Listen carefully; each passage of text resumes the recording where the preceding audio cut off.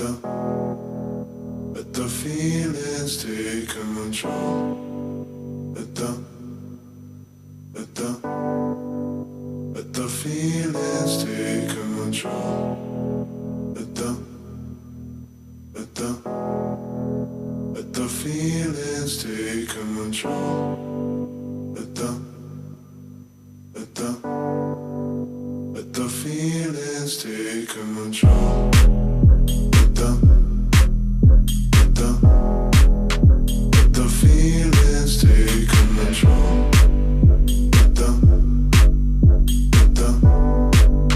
Let the feelings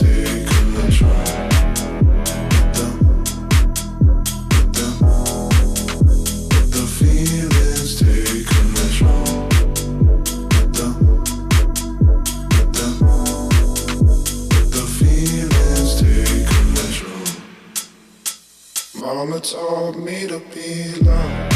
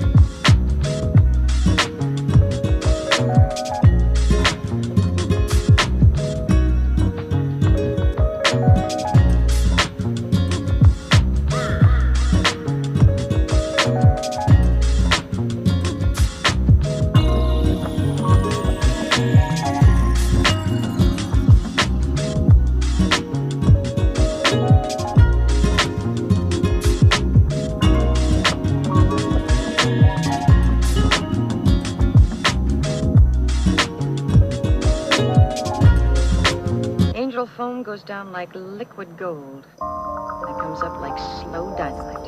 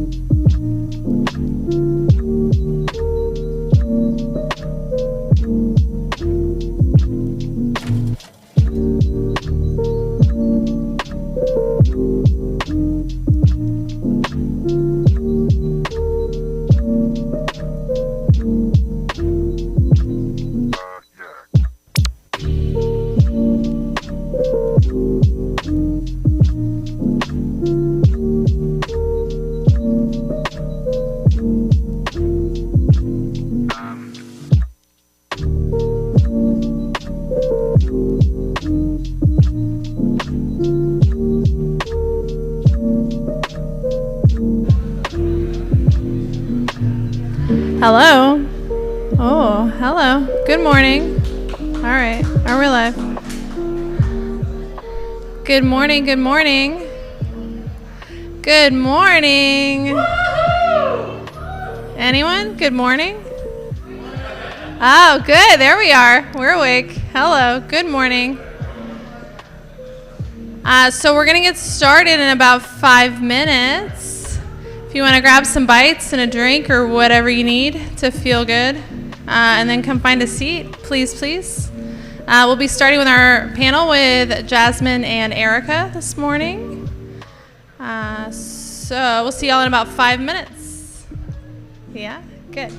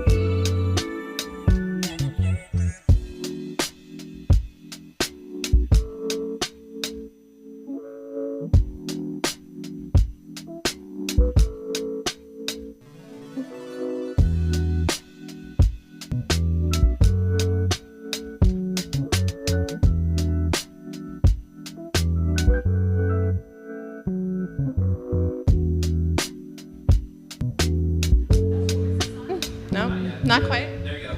Now you're hot. How about now? Yep. Yeah. Welcome, everybody. Thanks so much for coming. Day 2 here at the WRST NFT Gallery opening. Really, really glad you all could join us. We've got a couple of fantastic women who are in tech and Web3 in particular. Today we're hosting Jasmine Maeda of Round 21 and Erica Kang of Crypto Soul, Build Asia, and Ericaverse. Thank you. So we'll have a casual conversation today. If you guys have questions as we go through, think about them, and we'll take some questions here at the end. I'm Deanna Horsta here at WRST Collabs, so I'm delighted to be with you all today. So let's get started. Let's learn a little bit more about who you are, 2 super inspirational women making it happen. Jasmine, maybe I'll start with you. Give us a little bit of background on who you are and what you do. So I'm Jasmine Maeda. I am the founder of Round 21, a brand that operates at the intersection of art and sport. My background really did lead me here, which is interesting because a lot of people talk about how Web3 is a complete departure from what they did, but I played professional basketball after college and then coached for a number of years and then bridged to the marketing side of sports at roles at generation-defining brands such as Reebok and Under Armour, Hasbro, and most recently was the VP of brand at Peloton. But I felt like when I played, there was a sense of there is no I in team, the name on the front of your jersey is all that matters, and now this generation is all about self-expression and the name on the back of your jersey is more important. So I leapt towards entrepreneurialism, and Round 21 was designed to be a platform for self-expression through sport. And then the first month of being an entrepreneur, everyone was asking, what's your NFT strategy? And so we are a Web3 native concept where digital identity and physical identity through sports are really unlocked. And so I'm excited to be here, thank you. But that's a little bit about who I am and how I'll be speaking from the operating platform I'll be speaking from today. Hi, my name is Erica Kang. I am from Seoul, South Korea, so I just flew 13 hours to attend Consensus. But it is my job. I'm a community builder in the crypto space for 5 years, started in early 2017, and helping a lot of projects enter Korean market. Not for the shillers, but for the builders. I am pretty builder friendly, and I host many technical events across the world. And I have a conference brand called Build Asia that's going to happen in August 4 and 5 this year in Seoul. And also, Ericaverse is a kind of a world that I'm making that is intertwining my activities across crypto and non-crypto, and I have a social token that's launched on Optimism just a while ago. So just trying to tie in all my activities together in connecting the right players in the field and kind of creating value out of it. And so kind of connecting East and West, and that's kind of my position to be in. So thank you for, thank you. Fantastic. So glad that you both can be here, such diverse perspectives and a fully global, worldwide perspective today. Really, really exciting. So Jasmine, you just mentioned you started your business and started to get the question, what are you going to do with NFTs? Tell us a little bit more about how you got into crypto and decided that Web3 was the way to go. So Round 21's first product was actually a ping pong paddle with a select group of artists, and the artists actually started to ask, what's your NFT strategy? So I decided to go on a listening tour, and this is early 2020, very much like around the idea of like Clubhouse listening. And when I felt like artists were talking about a complete ownership and autonomy from the institutions of the gallery world, and then saw NBA Top Shot launch from a sports perspective, I knew that art and sport were going to have a renaissance through NFTs. And by just a lack of, I think, confidence around how Web3 and Round 21 were going to, intersect, all of 2021 was an experiment. We curated crypto art and crypto voxels. We launched digital trading cards for legends who were inducted into the WNBA Hall of Fame. We built a few NFT drops that came with a physical Round 21 basketball in order to recognize, okay, what does the world need from us and what are we really good at?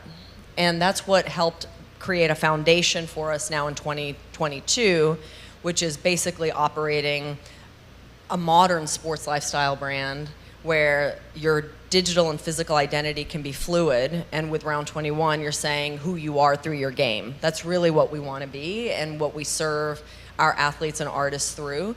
And that digital physical hybrid is, I think, going to eventually be what Web3 is. It's not one or the other, it's both, and we're already operating there. And so that's how I got in, and it took a bit of time to really understand what we were going to be focused on, and had a lot of failures, but it really makes us confident now that we're doing what we need to be good at and great at with our community of artists and athletes. Yeah, so interesting. Experimentation, right? All learning, right? Fail forward. Yeah. And Erica, you were sharing with me earlier a little bit about your background, which is not necessarily the same as where you are now. Do you mind sharing a little bit about where you came from and how you transitioned into crypto? Sure. It was a very unconventional turnaround. I'm a policy major at Stanford, and I was kind of thinking about my next path, and I ended up joining Korea Telecom, which is a big corporation in South Korea, very, very traditional, very government-run.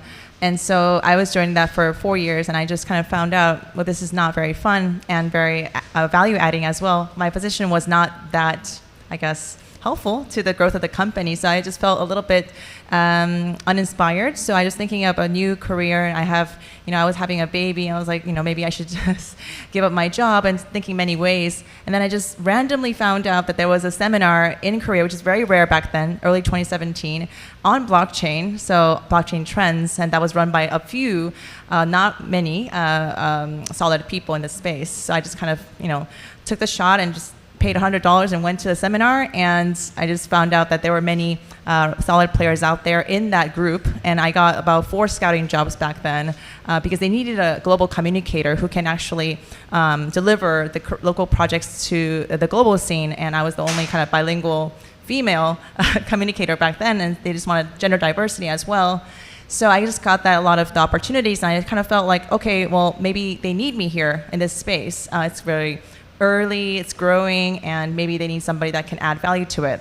So that's why I kind of tried out. I didn't join the jobs that I was scouted for, but I was diving into this space and kind of being educated, self-education, and looking at it for a few months, and I just discovered, okay, well, I think there's opportunity here, and I can learn something by actually doing. So yeah, and I ended up, getting in touch with a lot of the layer ones out there, Ethereum, Solana back then. They were little back then. Solana was like 4 people back then, so it's like very small. Now they're huge, but Polygon folks, and I had the advantage of getting access to a lot of the layer ones and kind of starting stage, and so I helped them, get access to the Korean market a bit through meetups, and that's how I kind of branded myself as the gateway to the South Korean market. And so that kind of led to one another, and I'm kind of an independent player now, not associated or funded by any, a big corporation or anything, but I'm very flexible, neutral, and independent. So that's how I kind of made my branding throughout my career. Yeah. Fantastic. Such an inspiration. I wonder, how did you form those connections early on, especially as a woman in the tech space? Yeah, that's the question that I get asked all the time, because it's kind of daunting to kind of get connected. In the earlier days, I went to this conference in Shanghai. It was called the Wanxiang Conference.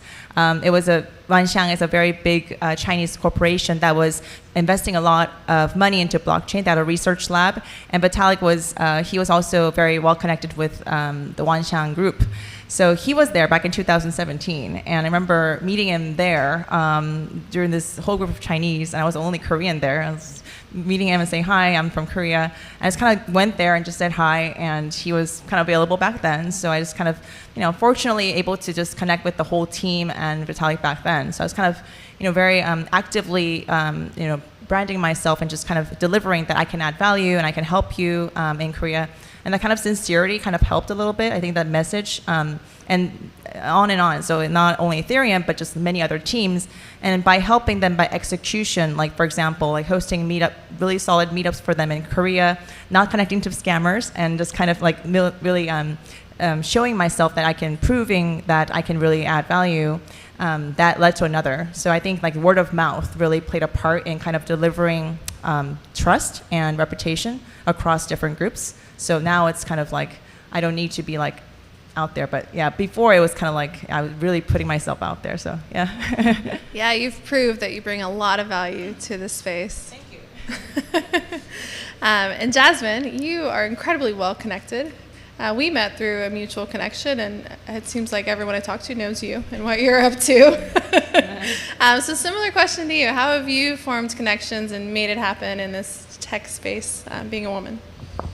I mean, I think it's about putting yourself out there. We all have gifts, and this is something that is a really important thing to remember in a building environment. We all have gifts that might be, Austin better than anyone, or you're a creator, or you know how to edit video, or you have a passion for collecting trading cards. Whatever that passion is, you have it. We all have it. For me, it happens to be spending 20 years in the sports industry. And so being able to understand, and Round 21 has relationships with the NFLPA and the NBA and the WNBA and athletes. The other side of the, culture of what we're a part of wants access to that. And so I have value to talk through, the lens of working with athletes and being a part of these cultures, while I'm learning about Solana or Flow or Ethereum in that value exchange. And I think if you can think about what you naturally love or the places you've spent time, and think about how you can add value to someone else and put yourself out there, it'll boomerang back and it'll help open doors. And to your point, Blake Jameson, one of the artists featured here in this incredible NFT gallery that WRST Collabs has created, is a great example of an artist constantly putting energy out there and making introductions. And he's actually taught me, do it infinitely. There's a lot of people here who I'd like to meet, and maybe there's some gift you have that I can learn from. And I think that is just the operating model of this space and what I've taken into co-creating with Round 21. Mm-hmm. Mm-hmm. Yeah, that's fantastic. That's really helpful. Thank you. Put yourself out there, right? Why not? What about the other side? You mentioned earlier failures. I'm sure there's been some challenges. especially as a woman founder, right? You left a very successful company to found your own business, and Erica's similar experience. But Jasmine, what sort of challenges have you run into, or what advice would you give a fellow woman who might want to go out and do her own thing? Well, I think this is maybe something everybody can resonate with, which is language. Like, I had no fluency at all with tokens, DeFi, NFTs, like zero. And it was super intimidating until I started to, again, it's almost like reframing it in your mind that nobody is an expert in this space. We're all, and I said this on a panel yesterday, we're all in preschool when it comes to Web3. Just some of us have been in preschool 6 months, and some of us are just walking in the door with our backpacks, but we're still all kind of looking around. And so understanding that, the fluency part, I got comfortable not knowing and very comfortable asking. I mean, the other day someone was talking about Algorand, and I feel like I'm on the stage, someone gave me a microphone, so I know something, and I had never heard of that, or them, stacks. Like, there's whole parts of, so that's the other thing, is going alone is a failure method. Do not go alone, because there's too much to learn, and being okay with not knowing, and it actually disarms the other person you're talking to. When you're like, oh, I didn't, tell me about, that's another thing, like, tell me about what you're working on is such a gateway to a common understanding that no one knows everything, because at least they can talk about what they're doing. And in that, like, common sharing of, you don't know what I know and I don't know what you know, but together we might build something great, has been the culture that I've been fortunate to live through. So it really is just, I think, the fluency that can be intimidating, just kind of going away. And then also I would also encourage anybody here to do this. Somebody once told me hey, Blake Jameson, we were just giving you credit. Hey, artist, yeah. If somebody starts talking to you in jargon, which happens all the time, just saying, but give me a practical example of what that means, and then internalizing that for yourself has been a trick I've been able to lean on. Yeah, right on. Building your fluency through asking questions and being okay not knowing everything, right? I wonder, Erica, what advice you might give, especially building a community. You're bringing in tons of experts to speak at your conferences and events. How do you navigate? I actually agree 100% with Jasmine. I was like nodding all the time. And I think filtering was one of the biggest challenges that I had when selecting which projects to work with. I mean, I'm not trying to be too picky, but I think one type of bad mistake has led to some sort of a disruption of my reputation and like also my trust, and that several minor incidents of that has led me to like the consequences, and that was some kind of failure that I felt, and it felt really frustrating for me because I can't be perfect, but in terms of being on the edge of filtering. I mean, I'm not in the right judge to filter projects, but I think in terms of my instincts, what is like complete scam and what is not, for example, that's something that I can tell with experience by meeting hundreds of projects out there. And I think I know that I have to be on edge and by meeting more thousands of upcoming projects, that I have to really, stay on top of things and, always learn about new projects and just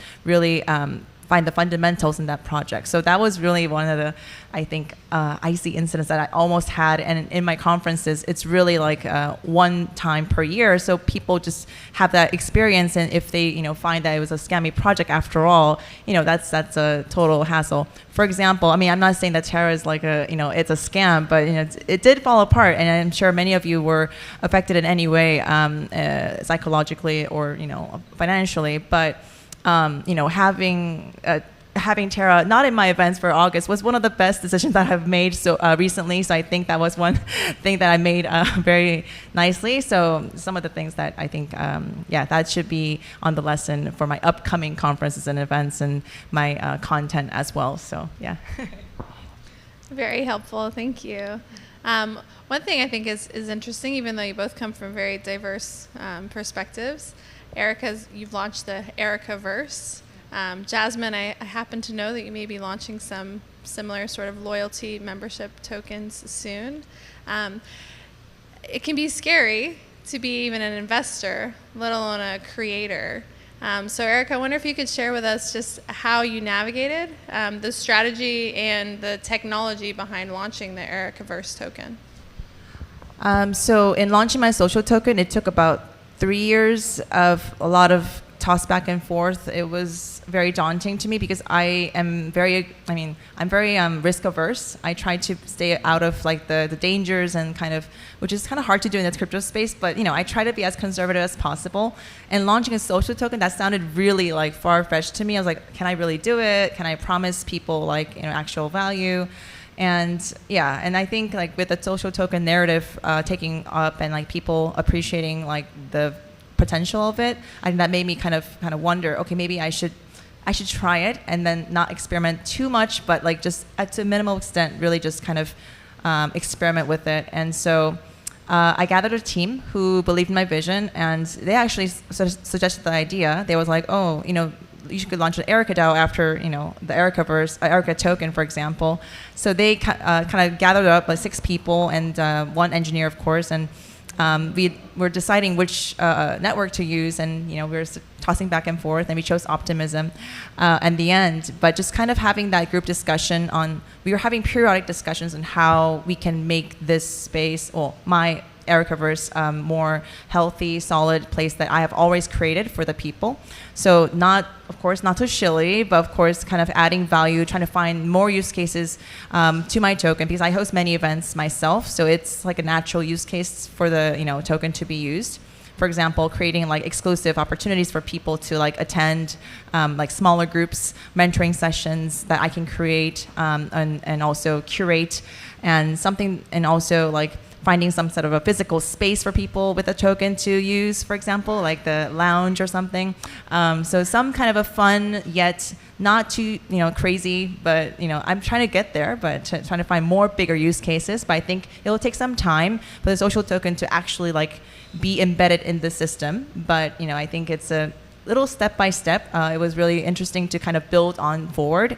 And it's been slow, but I think slow is good, because I don't want it to be like too crazy of a whirlwind of social token launch and that kind of commercial aspect. I think my reputation will build according to the token value itself, and not trying to make the token like into a to the moon, that kind of thing, but it's more like how to use that token to really be in my ecosystem, in the community that I create for the East and West communities. So that was kind of like always ideation that I go with, and always a constant discussion that I have with the team and with the community that they support me. And so yeah, that's a very interesting path that I'm going for. Yeah.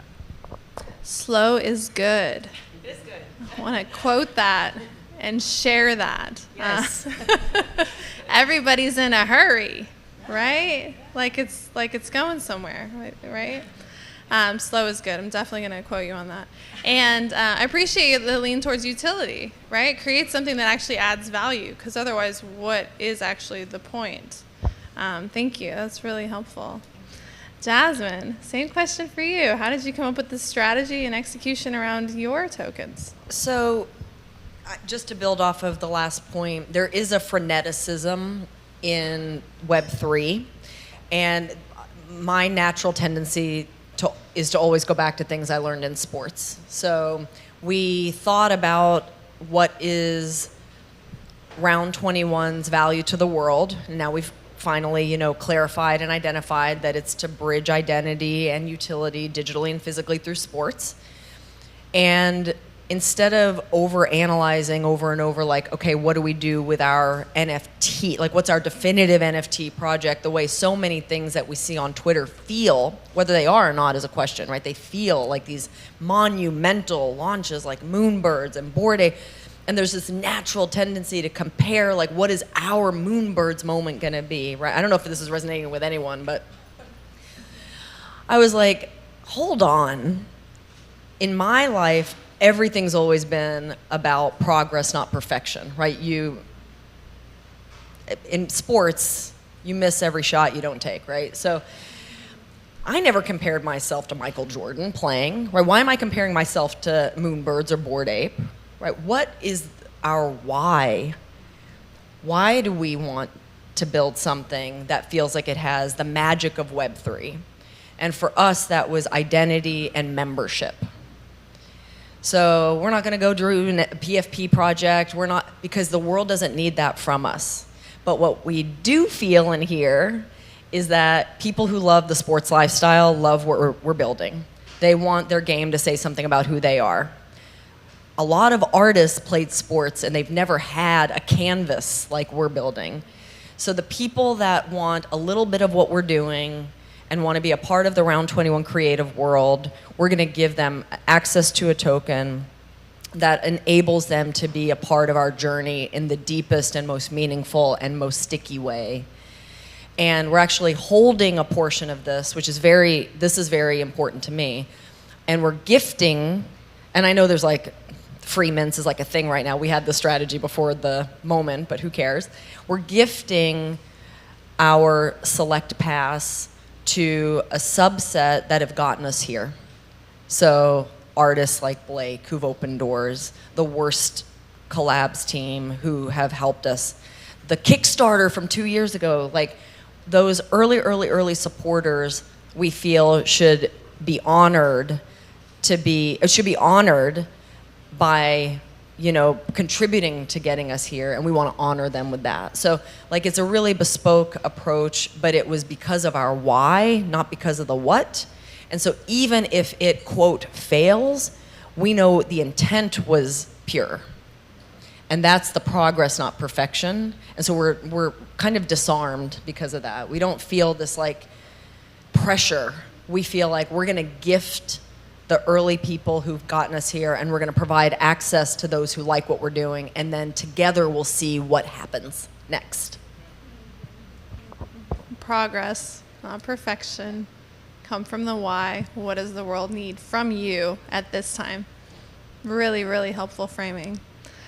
So this will be my last question, and if you all have questions, please feel free. What's next? We got a lot going on, right? And the world's constantly changing. Ideas that we've had, right? Things happen, ideas progress, strategies change. So Jasmine, what's next for you? What are you excited about? What's on the horizon? So we've gotten, I believe in this idea of what got you here won't get you there, right? You never, as soon as someone can anticipate your next move, you die. And I really believe that. So, no, I mean, it's true. Like, as soon as someone's like, oh, they're going to do this next, that's a bad position to be in.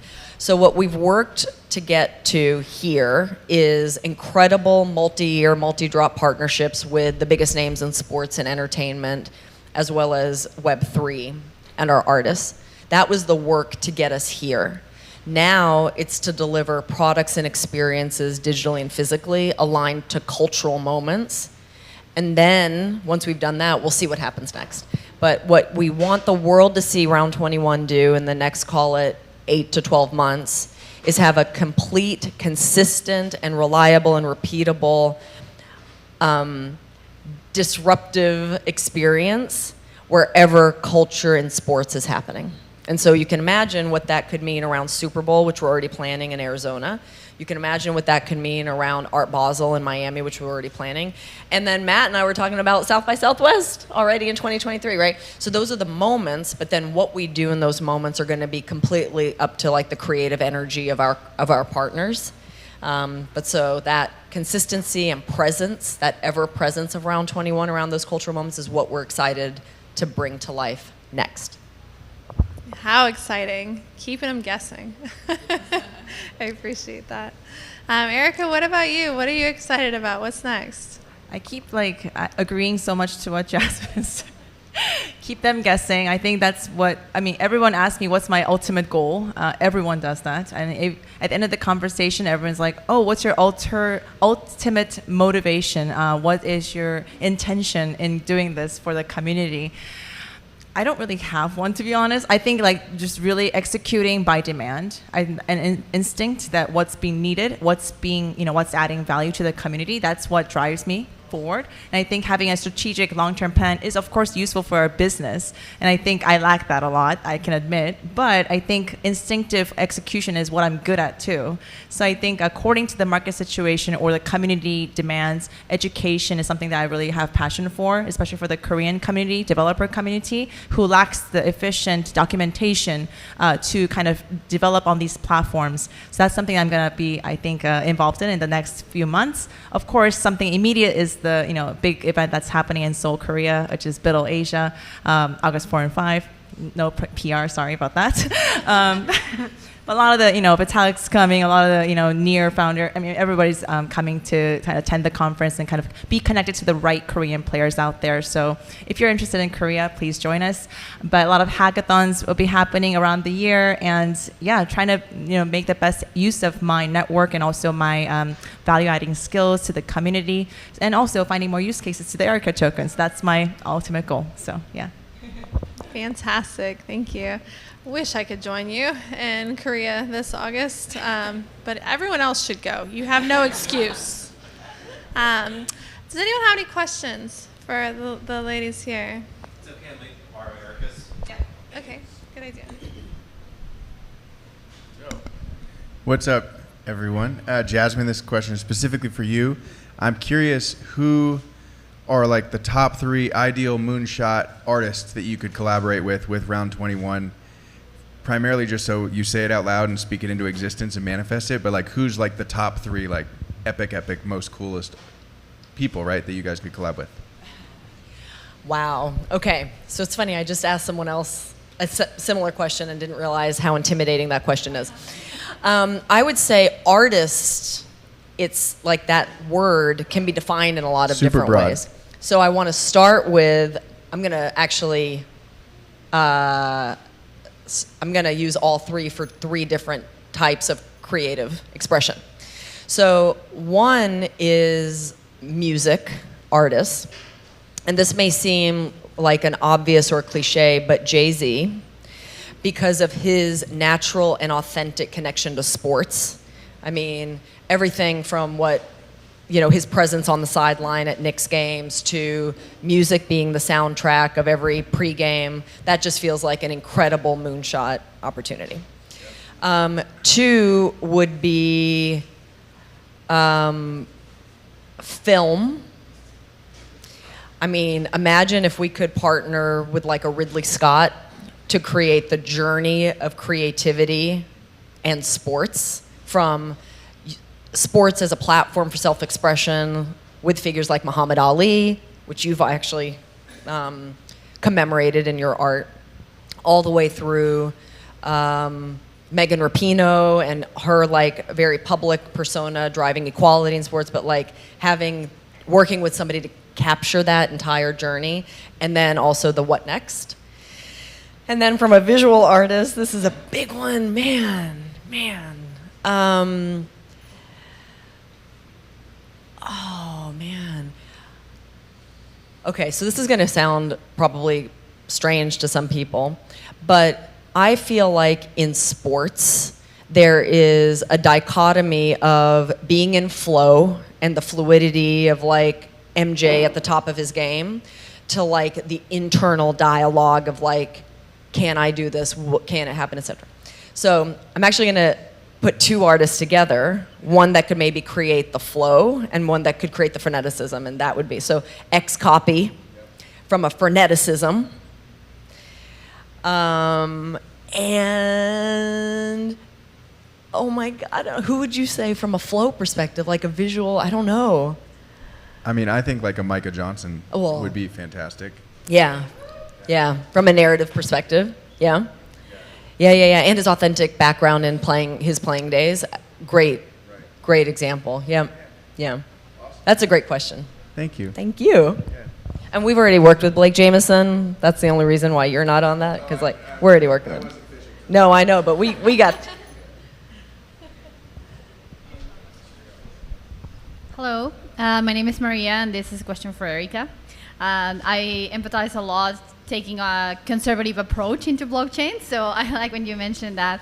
And I think that something that's very important in the space is trust. at the end of the day, anybody has the technology, anybody has the ideas and the storytelling, but everything comes to trust.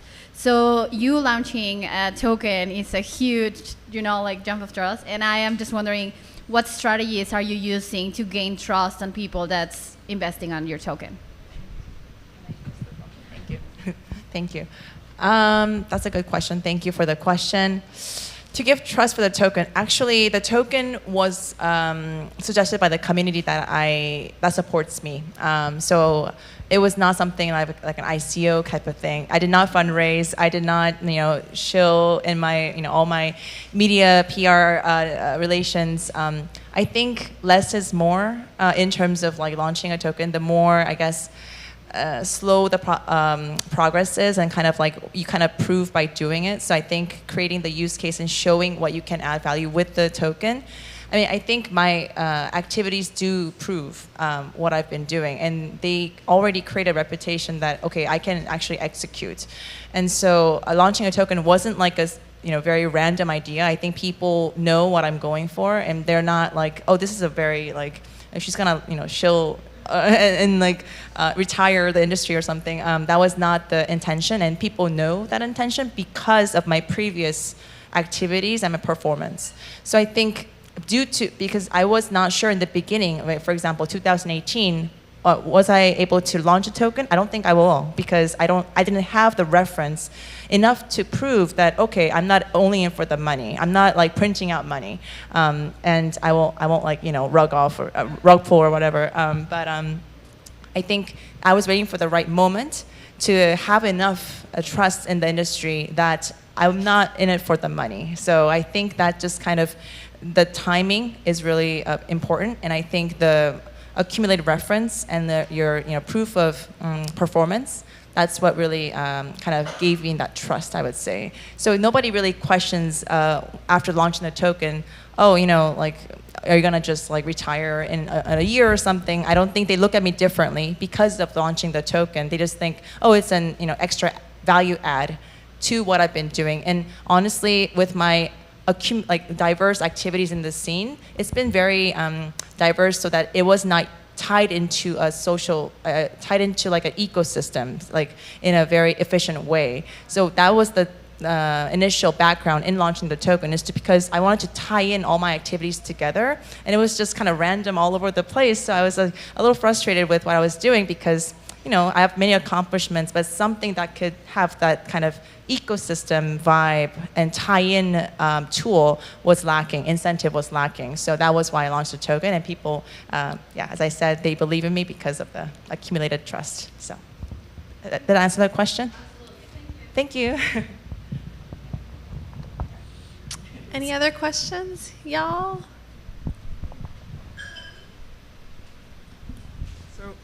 Hi, thank you so much, Jasmine and Erica, for sharing. My name is Flora, and Erica, you mentioned how you're excited about building the education aspect, especially for Korean developers. And I feel like as we're releasing the Korean builders economy, like blossom with all the different projects going on, I'm wondering through which facets you see yourself adding value with the building. Is it like hacker houses? I'm really excited to see like what initiatives you come up with next.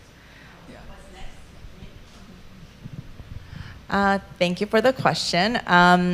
I think hacker houses are definitely a way to kind of trigger people's, I guess, interest in the scene, and it's a cool space for people to kind of hang out and just kind of mingle with the right players, I guess, and other fellow builders. And I think also with that kind of flagship events, so around the year, there could be several hacker houses, conferences, and that sort. So I'm always doing that and meetups, but I think between those events, I think there should be a more consistent education that's being provided. So I think one of the things that is lacking is local education in local language, which is very instrumental in South Korea and or other parts of Asia because of the language barrier. And even though I myself is pretty bilingual, but many folks are not, and they find it difficult to be educated in the local language. And many, I think, parts of America, Europe, they kind of forget that about Asia. They're like, oh, well, they must understand and read English, so it should be okay. It is not really okay, actually. And I think the barrier is still very, very big. So I plan to kind of work on that aspect more and kind of provide the right documentations in the local language, because that's still lacking, which is kind of surprising to me and shocking to me, but something that needs a lot of help and a lot of actual like curriculum or something like that can make Web 2 developers feel comfortable in jumping into the Web 3 and kind of learning step by step what is necessary to, for example, launch an NFT on Polygon, for example. So little things like that. So recently I did a workshop with Polygon on developer workshop in Korea, and it was all in the Korean language, no English, and it was all in Korean, and it went super well, right? All the developers were so impressed. They were students, and they were just like, oh, this is super easy, because a local instructor was explaining in plain Korean and no English, so it was, I think that was being, I guess, underestimated. So I think that kind of consistent efforts and documentation, also in the kind of courses, I would say, that's something that I'm going to be passionate for the next few months, or next few years, actually. Yeah. Awesome. Thank you for sharing. Thank you. Great questions. We could probably take just one more. I know Alex is eager. Yeah, if there's nobody else from the crowd. Everybody else good? All right, Alex, Cool. all you. Thank you.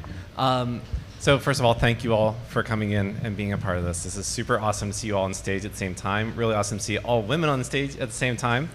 And, I think that you gave some really solid advice in terms of like, take it slow, don't be in a rush, be humble, listen, these were like really solid advice for absolutely everybody. I'm curious if you had any other words of encouragement specifically for younger women of color, girls of color. If, what would you say to them, and how would you encourage them to get into crypto, or, make sure that it's the right choice for them? I'll start by saying, don't ask for permission.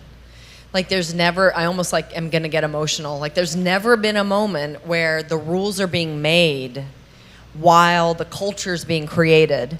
Do not ask for permission. Assume you are granted the carnival of opportunity and go forward like a little duck, like swimming, like lean in and go. And do not wait for someone to offer you an opportunity. It is a mindset shift. I mean, you came from Costa Rica here like for 3 days, and you came to this event and you struck up a conversation. Like, that is a great example of making your own way. So use your voice. Don't ask for permission. Assume you have permission, and it can reframe all of the opportunities that are available to you. Great advice, again. And from an Asian perspective, I mean, it is still a minority, I think, Asian women, for example, and we're told to be obedient, right? We're told to be quiet and not proactive, very passive, a top-down approach, right? And I think that does deter a lot of the proactive participation in this space. And you know how this space is very aggressive and kind of like fast-moving. Everyone's just like rushing forward. And I think that really intimidates a lot of the Asian females out there. So I'm from a women's university, so I have a contact with a lot of younger females out there and students. And right now, I'm so glad that they are actually here.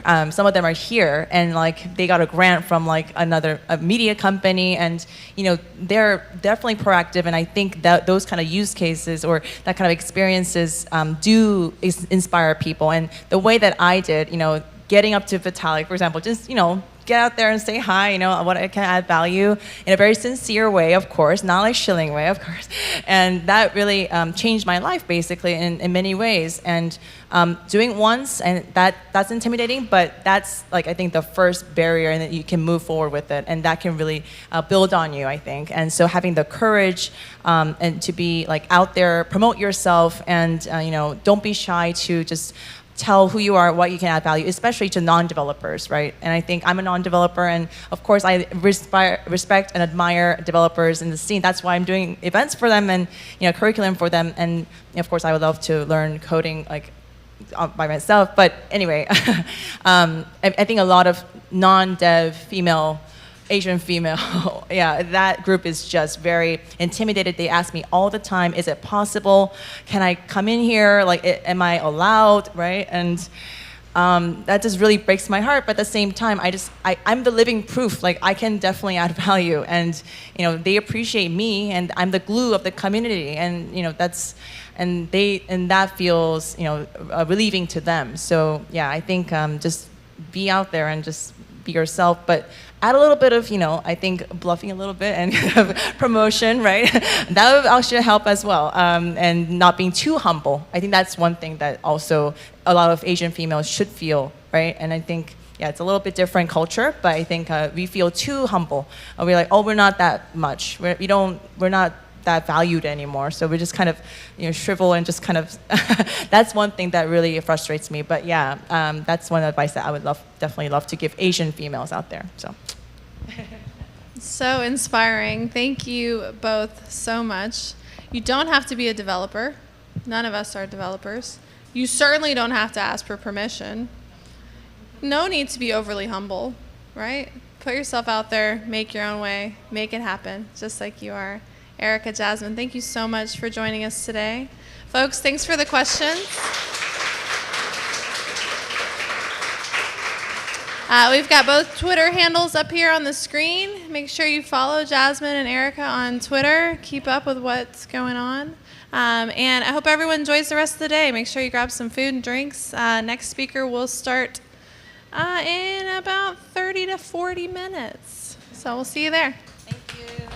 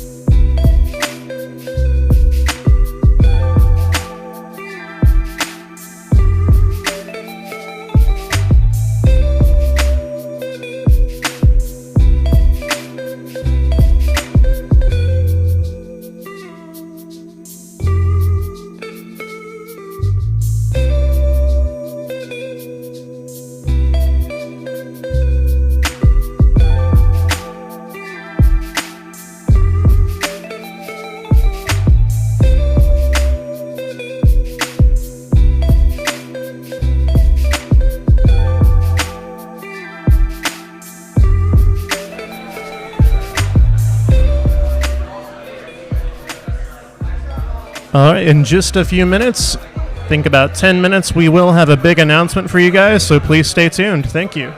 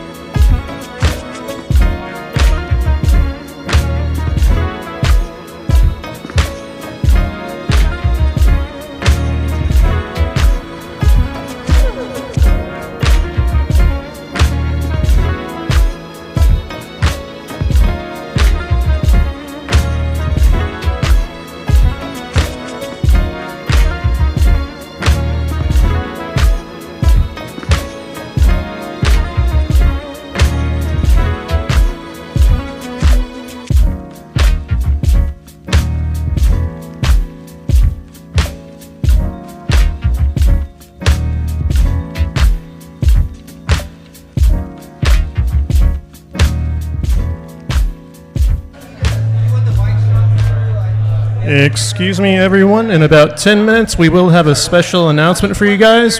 Please stay tuned. Thank you.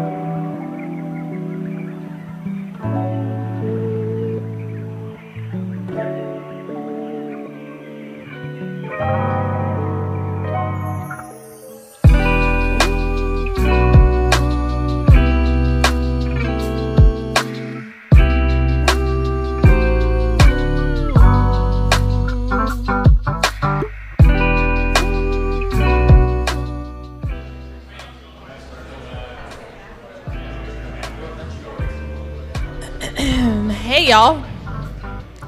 Hey, hey. Hey, hey, everybody in the middle and everybody in the back. Guess what? I totally messed up. Did you guys notice? Did you notice how I messed up? I forgot what the schedule was for today. Yeah, well, I'm telling you all now. We are behind schedule. We've got a lot of great content scheduled for this afternoon. We are going to learn so many things. We're going to learn about security and setting up wallets. We're going to learn about smart contracts. We're going to learn about NFTs and DAOs and all kinds of stuff. I will be learning right alongside you. But before we get to that, if I could ask everyone to come into this room in this direction, maybe even find a seat. We've got an awesome announcement for everyone. Free cars for everyone. A free NFT car. No. Oh, and I messed up another thing. I haven't switched the screens. Shout out to Mark from Black Dove. Woo! All these screens are powered by Black Dove. Awesome set of software and services to make this magic come alive. We are looking to get the Be a Good Human content up on the screen, which I'll do here shortly. But first, I would like to welcome to the stage Mrs. Carla Grismala, founder of Be a Good Human Education Foundation. Today,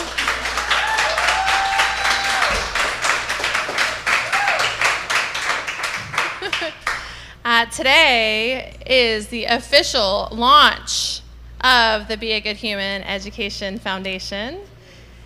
And you all are here to witness it. How cool is that?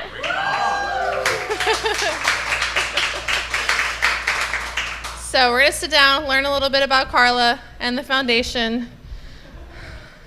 Someone is going to find some water that I can drink, possibly. That would be amazing.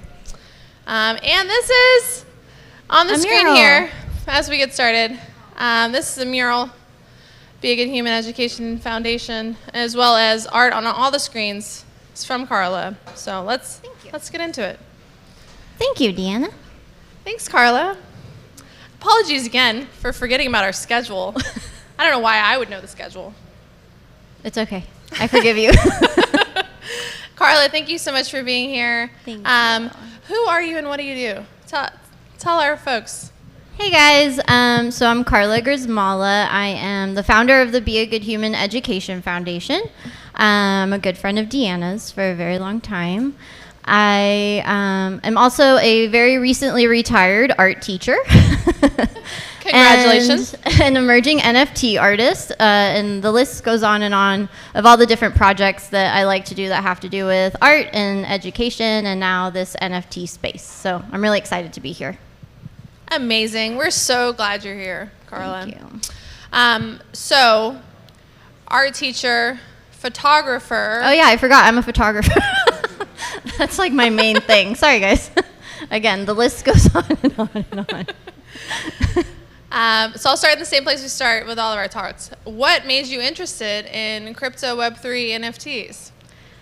So I was having lunch with you and Matt last fall, and Matt mentioned this NFT thing, and I was like, "What are you talking about? Like, what do you mean?" And he's like, "I think you're a talented, artist and photographer. Like, why don't you try to see if you could sell some of your photographs in this space?" And I was like, why would anybody want to buy my photograph? Like, you have like endless hard drives and different things filled with pictures that I don't really sell outside of just enjoying it myself and sharing it with my family and friends. And then from there, I just, joined you guys in Miami for Art Basel and just started learning more about this space and learning how collaborative and helpful everyone in this space is. And it made me more interested in it. So I just started drawing and mixing photographs together for a couple months and came up with this idea of how can I sell some really cool pieces and also start a foundation to help young artists as well. Yeah, how about that second part, right? You could just sell cool pieces. Yeah. That's like where NFTs started, right? Cool photographs, own a piece of it. What inspired you, or tell us about the background behind your foundation? So being an art student myself at one point, I, went into debt to go to school. And there's not a lot of options out there for young artists to get scholarships that mainly focus on art. So I really took a deep dive to see what's out there and what's available. And I have some students this year, one whose artwork is up in the back of the gallery, Vincent, who is immensely talented and just didn't really have a plan to go to school after he graduated. And not that you have to go to school, but in my mind, I was like, what do you mean you're not going to do more art and like perfect your craft even more? Because you're amazing. Like, imagine where you could be if you go to like a program or just like do some more workshops. And just coming down to like financials of it, it was just, he didn't have the finances for it. So I think I was talking to you and my husband about it, and I was like, this can't be it. Like, this can't be it for this kid who's so talented and could do so many things. So I decided, like, I'm going to do something about it, and I'm going to start a foundation that gives scholarships and grants to artists in the Austin area. Hopefully one day it like expands beyond that. But that was like a little check mark that I was like, this is what I need to do with my life. So this is where it went all of a sudden. Like, it wasn't even planned. It's like from the fall till now, I started a foundation. I drew like a couple hundred NFTs and all these things. And I was like, what? Like, if you would have asked me last July about this, I'd be like, I have no idea what you're talking about. So it's crazy how fast things can change. Yeah, how about that? I know. Yeah, Crazy. So you saw a need, right? Art students need to perfect their craft. Going to art school is super expensive. Thank you. So you started a foundation in that direction. Where'd you come up with the name for the foundation? So in the 9 years that I've been teaching art, I guess 8 years in art, 9 years in education, I always tell kids, like, make good choices, do this. But in the last, like, 5 or 6 years, I started saying, be a good human. If nothing else, just be a good human. If you don't learn to draw in my class, at least just be a good human. Like, and they would laugh at me, but it's one of the things that I instill in my kids, in the way that I treat them and the relationships that I build with them, is just showing them what it means to just start the day off with kindness and goodness. And I think that's what made my relationships with my kids as strong as they have been. So the mural that's up on the screen right now, last year at one of the middle schools that I taught at, we did this mural, and I was like, all right, let's make it all about like inclusivity, love, like friendship. And I go, you guys get to pick the quote that you want at the top of this mural. Like, think of different things that inspire you. Let's all come together.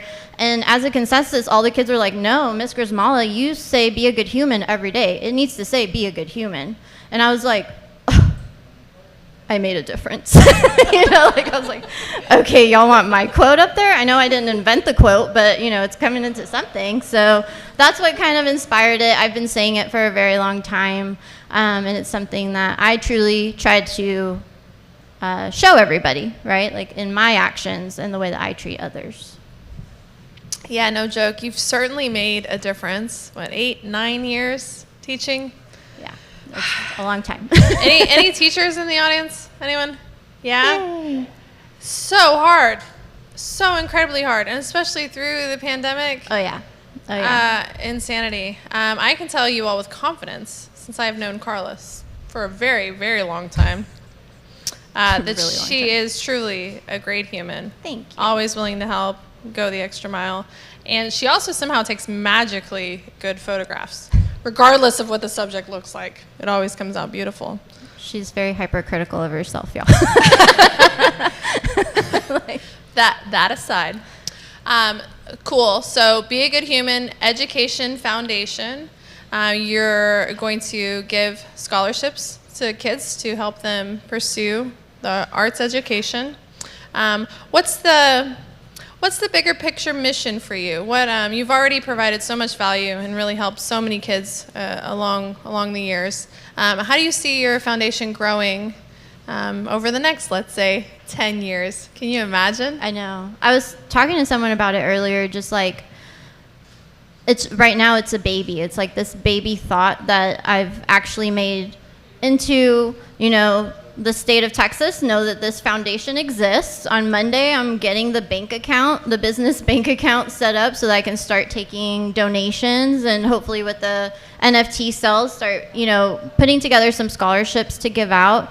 But when I think about the bigger picture, and just like, I'm someone who loves working with kids. I've always done it since middle school. I was a tutor to the elementary schoolers, and in high school, I mentored middle schoolers, and so on and so forth. So I know that part of it, and seeing how Gianna and Vincent yesterday were just so grateful that I believed enough in them, was like, I want to continue to do that. Like, build other artists that want to come in and mentor kids and show them like what they do, and have other people come in and volunteer and do the murals with us, and just continue to like expand and enrich our communities through art, right? And just like grow from there.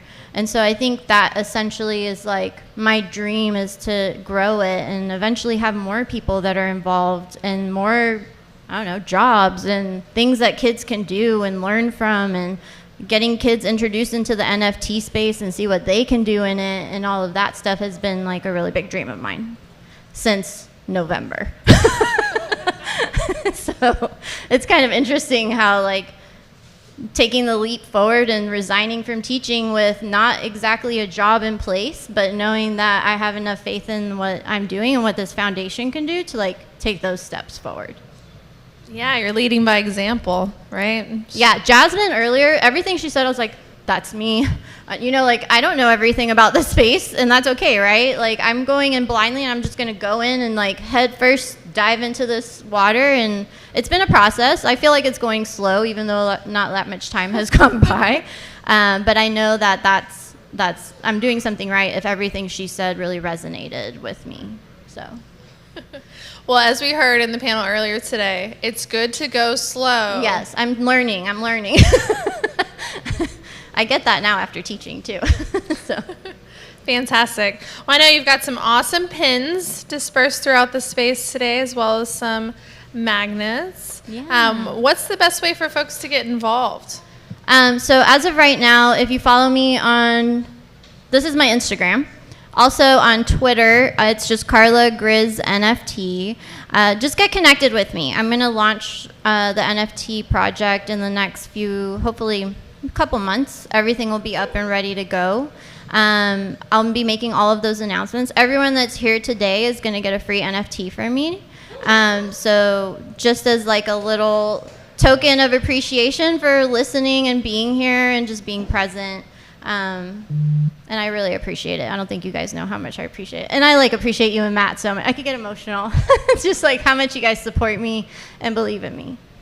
Yeah, absolutely. That's what it's about, right? We got to help each other out. So in order to get your free NFT, make sure we have your wallet address, either through your Eventbrite registration or the pre-mint, which you can access through the guest Wi-Fi, WRST.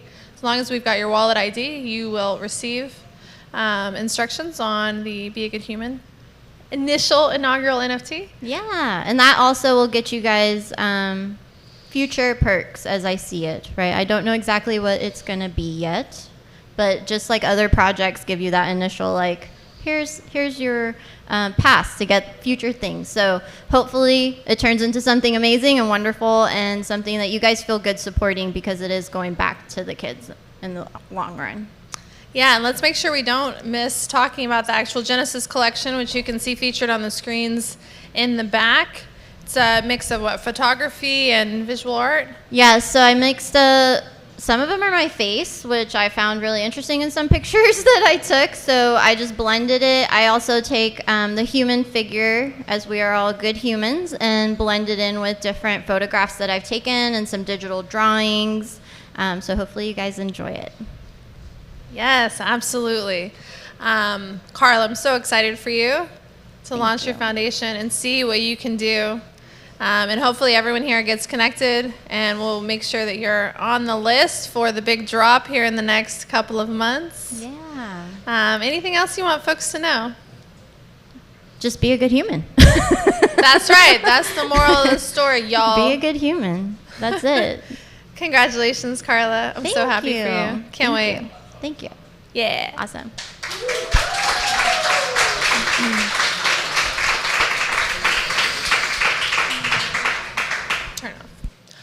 So for real this time, up next, we're going to start our education sections here very shortly. Give us maybe 5 minutes. We'll turn it up. Next, we're going to have Pete Hoff and Alex Wyckoff focused on creating wallets and all the security aspects behind it. Super seasoned security experts. You don't want to miss it. See you in a few.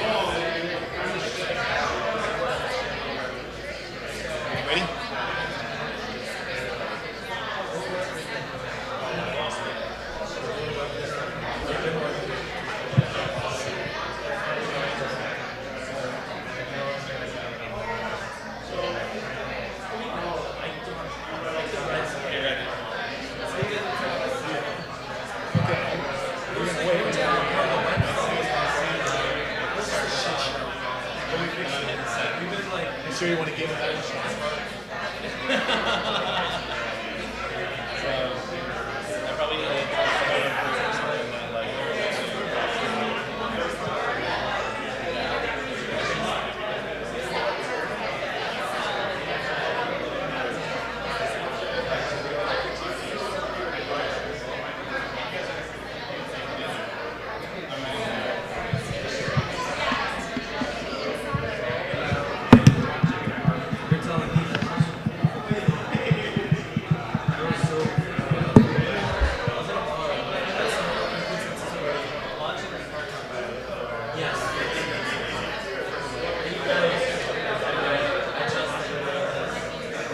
You ready? Let's do it. All right. Okay, hey everybody. You guys ready to talk security? So I just did something really bad. What did you do? So for those of you who follow me on Twitter, I just purposefully leaked the private key to a wallet, and you can copy and paste that private key and have access to the funds inside of it. So free money? Free money. Okay.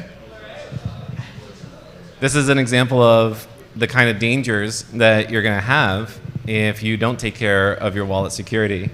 Now, in this case, it's just WRST Ethereum, so I won't lose any special NFTs. I won't lose a ton of real-world value, so to speak. But if you want 15 WRST Ethereum for your own hacking projects, it's there and free for the grabbing. All you have to do is check out Alex_Wyckoff on Twitter. The private key's right there. And you can put it into your own wallet, and let's see what the community chest has left for you. See if you can get it first is really kind of the question. It's a race. I think it's gone. Yeah. I don't think anybody here is going to get it. Yeah, so let's chat about wallets. Let's chat about security. Yeah, so we've got a quick agenda. We're really going to talk a little bit in the end here around corporate web wallet security. Corporate security is it's a little tougher these days than just standard user wallet security, but there's a little bit of more value in them typically. Yeah. So and the processes, you don't really think about the processes in a corporate environment. So first and foremost, let's level the playing field and talk a little bit about wallets. Mm-hmm. Custodial versus non-custodial. Right. And I don't know if anybody knows the difference between those, but the reality is custodial is a wallet that you don't have control of your key. Right. So exactly the private key that I just leaked out at the head of this presentation, that's something that you would never have access to. And it's actually a different, larger company. It's an exchange of some sort that's keeping a hold of that private key and has the ultimate real-world control over the funds inside of that wallet. Right. Yeah. So, and then non-custodial means you get to hold it. Yep. But you're also responsible for the security. That's exactly right. In these days, if you're doing non-custodial management of a wallet, it means that there's a lot of risk. I mean, you could accidentally leak it on Twitter. Yeah. Good point. So the next thing that we should cover is hot and cold wallets. Yeah, totally. Hot wallets, you're connected to the internet? Absolutely. So great case in point would be any wallet that you would typically find in an extension on your browser, even the ones that you would carry around on your phone. That means that you have funds that you can distribute right away, and there's no other special magic that needs to occur other than you unlock the wallet directly, typically through something like a password.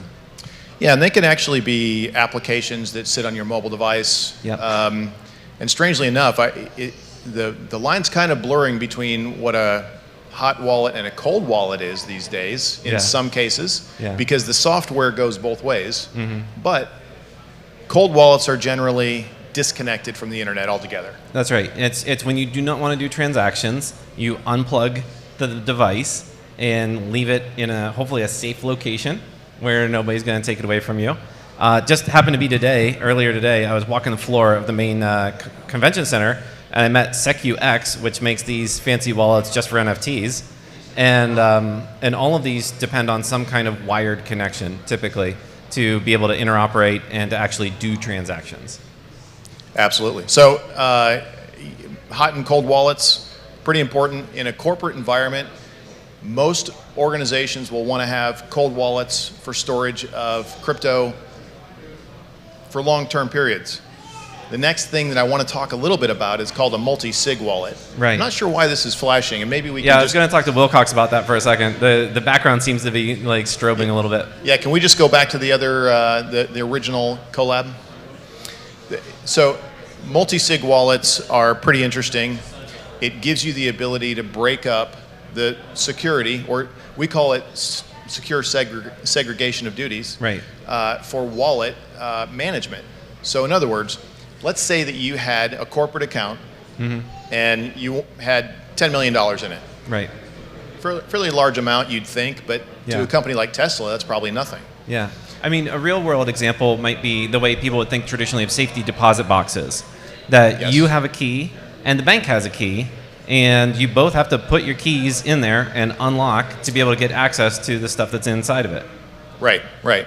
So multi-sig wallets, though, you set up the multi-sig wallet itself, and then each individual person, like your CFO, maybe your VP of accounting, you've got accounts payable. Right. They might all have different wallets, and then you've got one that goes in the safe, That's right. right, for safekeeping. Yep. The idea is to segregate that wallet into multiple pieces and make sure that not too many people have access to all the funds. You got to bring some people but at together. the same time, you have to have like a kind of a collusion of people to get any work done on that wallet. That's right. It's Yeah. very inconvenient. But at the same time, it's more secure because it's not just one person. Like if we shared that private key and then had something like $15,000 between it because we're both figuring out what we want to do with our 15 grand. At some point in time, if you wanted to just run off with it and like buy a car, you could do that. Or if I wanted to go off and buy a ton of ice cream, I could do that. Sure. My wife and I have a bank account that's similar to that. Yeah. And the money always just runs away. So, but the idea of the multi-sig though is that it really requires more than one person to agree That's on correct. the transaction that's going to occur Right. before it occurs. So, in light of time, we're actually really short on time here. Yeah. Moving along a little bit, I wanted to touch on one particular subject around wallets, and it is specifically around carrying your own wallet versus using an exchange. Sure. Many people use exchanges like Coinbase, and the idea is it's simple. It's simple. You're new to using crypto. You really don't understand how the process works. Many people will use an exchange wallet. Yeah. And the exchange itself manages your personal keys. Yes. So you don't have to worry about it. In fact, you probably use a password manager Right. to access those keys on your laptop. And hopefully, if you're good about it, you're using two-factor authentication with one of those fancy 6-digit codes. But a lot of times, you're right. It comes down to kind of a username and a password. The issue with that is that you can't control your crypto. At the end of the day. And there's a lot of things as a business that you have to do with your crypto that might fall outside of anything that an exchange can do for you. That's right. And there's all kinds of problems that could occur to the exchange. That's one big juicy target. They could have bad business practices and go under. And there's plenty of other things that can happen where you effectively get liquidated and don't actually have controls over your funds. That's a thing you would hear all the time in the cryptocurrency community. Not your keys, not your funds. That's right. And that's the conversation around who actually holds your funds. That's right. But the trade-off is convenience, right? When you have this non-custodial solution, you're holding onto the keys yourself. You're also responsible for all of the bad outcomes. That's exactly right. Well, and honestly, I think if your key was lost on an exchange, there have been cases where they refork, Yeah. Yeah. so to speak, the blockchain. Yeah. But the reality is, you're not getting that money back. Right. Same result if you manage your own keys and you lose it. Yep. And there's some pretty big cases around that. The point is, think about how much security you place on your own keys, whether it's on a laptop, on a mobile device. Do you use strong passwords? Do you use multi-factor? These are all simple things, but too many people actually are not. They're not real safe. I think it's really fair to say that MetaMask is the most convenient option that's out there. It goes right into your browser, and a lot of people get their start there, and that's totally cool. But I think as you mature and as you grow your portfolio, you really need to start taking safety into consideration and say, is it worth spending like a couple $100s on a decent hardware wallet so that you're not losing thousands of dollars worth of value, whether that's NFTs or individual tokens or anything else like that? It'd be like if you had a really nice car, would you not lock your garage Like, I think that's just kind of the mental model taking place. Yeah. Like, get involved, get out there and try some things. But then as you mature, it's time to think seriously about security. Absolutely. So on the corporate front, moving into how does a corporation actually protect their crypto? You've got to have segregated duties. You've got to break down the accounting processes and start understanding chain of custody. And that means when you've got something on a cold wallet or even a laptop or a mobile device, that's actual custody. Yeah. And corporations have to understand when that custody changes. I hand that to you. Right. And you go do a transaction. Let's say you're an accounts payable person. Yeah. There's lots of steps that happen that have to be documented. Things like documenting the transactions. Things like ensuring that you sign off on the chain of custody, on the physical custody. Yeah. Because that's legally a change in custody. The other thing you got to point out is security of the keys themselves. Yes. And I would suggest we call it air gapping. Yeah. Make sure if you have keys stored on a laptop or a phone, make sure you air gap those. Turn off the internet. Turn them off. Yeah. Put the device somewhere where it's secure, possibly in a safe. That's right.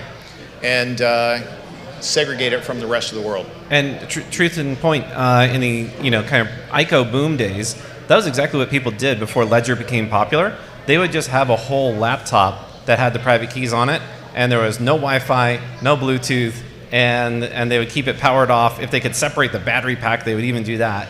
And that was effectively their cold wallet because they understood the implications of having like multiple millions of dollars worth of value in one device. Yeah, absolutely. Wyckoff, can you turn on my screen again one more time? Let's take a look and see what's going on with the crypto. Yeah, so there's the super bad Hack Me wallet. If any of you want to like take a snapshot of that and get the QR code and see if you can grab that Ropsten ETH, go ahead and go for it. Go ahead, take a second. I'm going to keep talking. Yeah. So. And I'm going to fire this up here, and let's just see if somebody stole out the Ropsten ETH yet. You got to be quick. It's going to disappear. So one other point, and if anybody has questions about this afterwards, we're going to run out of time here. We were going to talk a little bit about Ethereum security, a little bit about development security in a corporate environment, and that means how do you secure your back-end development? How do you manage your development libraries? How do you secure the interfaces, your smart contracts?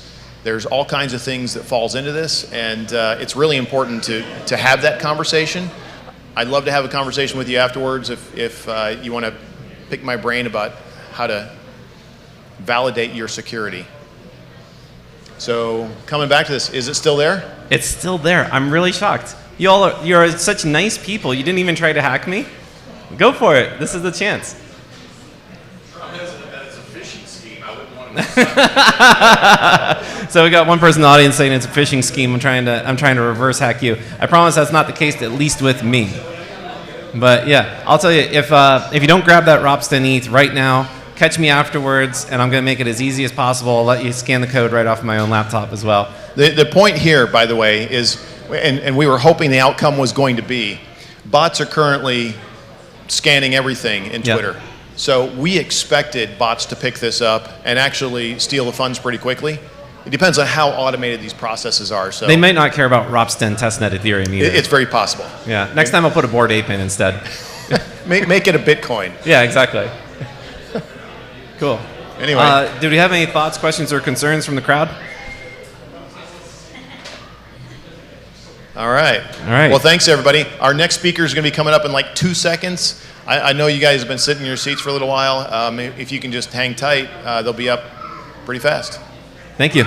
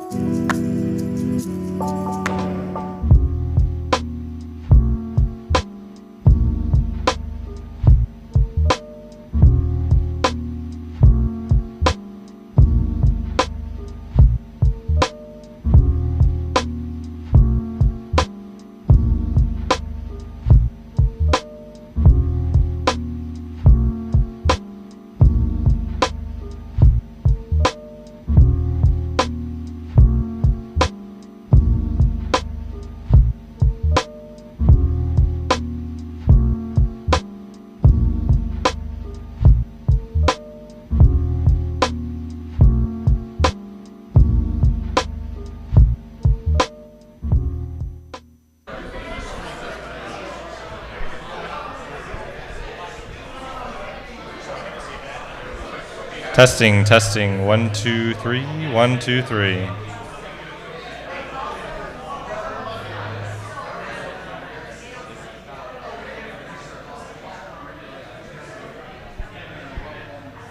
Should I just go?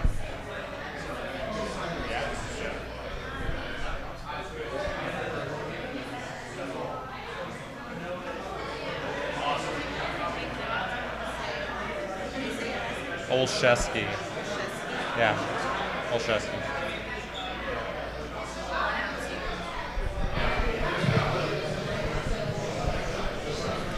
All right, ladies and gentlemen, on the stage we have Eric Olszewski.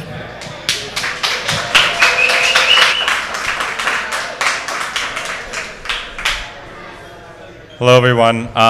Thank you so much for being here, and thank you, WRST Labs, for putting this all on. My name is Eric Olszewski. If you all don't know me, which looking at some of the faces, most of you don't, I ran the Austin Ethereum meetup from 2016 to 2018. I've been involved with the Ethereum Foundation, dozens of companies, and I've seen this space really blossom and explode in a lot of different ways. Trust me, like in 2016 and 2015, we never thought we'd make it to like pictures of monkeys big. This is absolutely crazy stuff. So something that I want to kind of talk about today is NFT security and kind of the way that I see things tending into in the future. I don't know the sort of the layout of the crowd. I kind of want to make this a little bit interactive, but minimal effort on y'all's part. Just by a show of hands, how many people here own NFTs? Okay, so a few. Next question, how many people here own tokens? Okay, so more people. Yeah, that makes sense because tokens really precede NFTs. NFTs are a form of token. They're an ERC 721, and that's a standard that came out about 2.5 years after the ERC 20, which is something that people are more familiar with.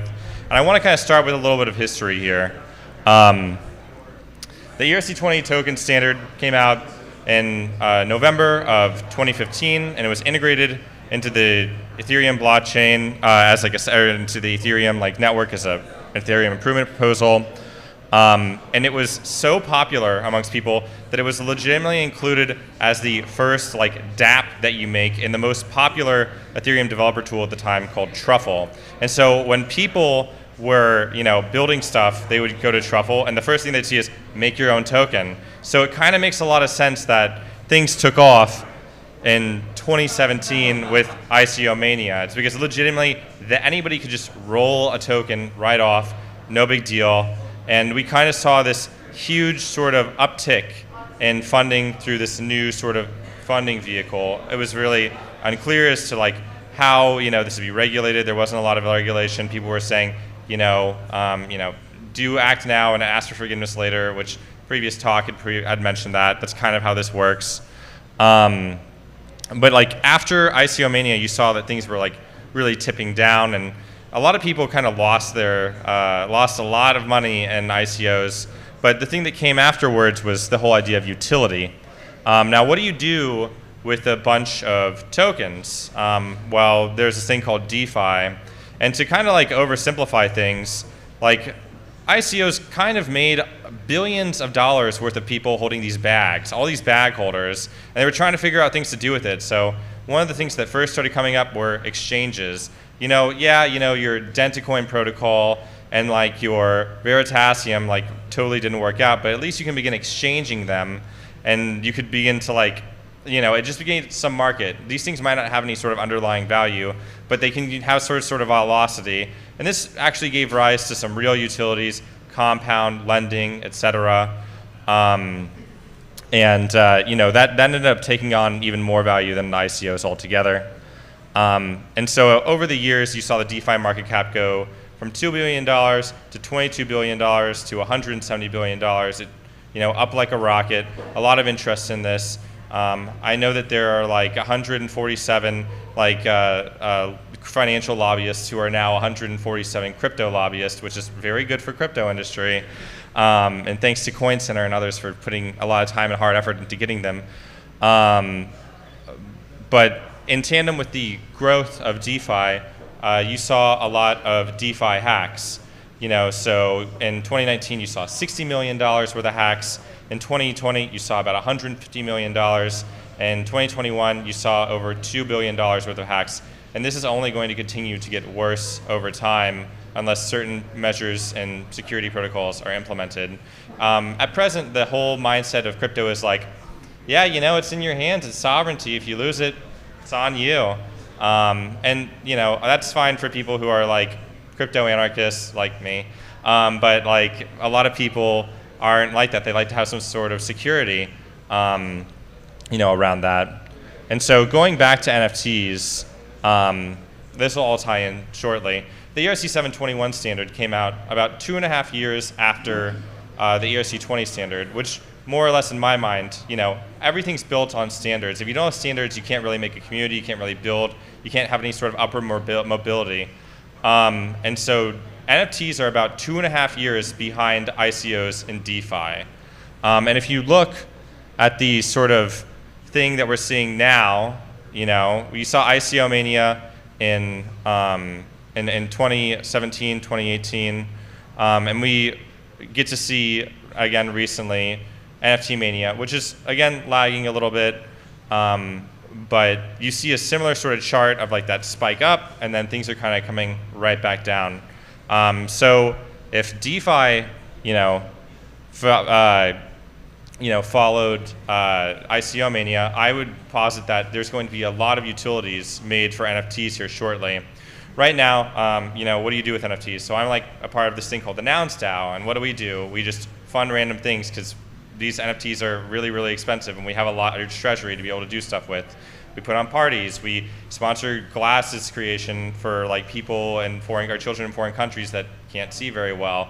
We put on events. We sponsor events. What do Bored Apes do? Well, they throw parties in New York for NFT NYC. They hire they hire artists to perform and such.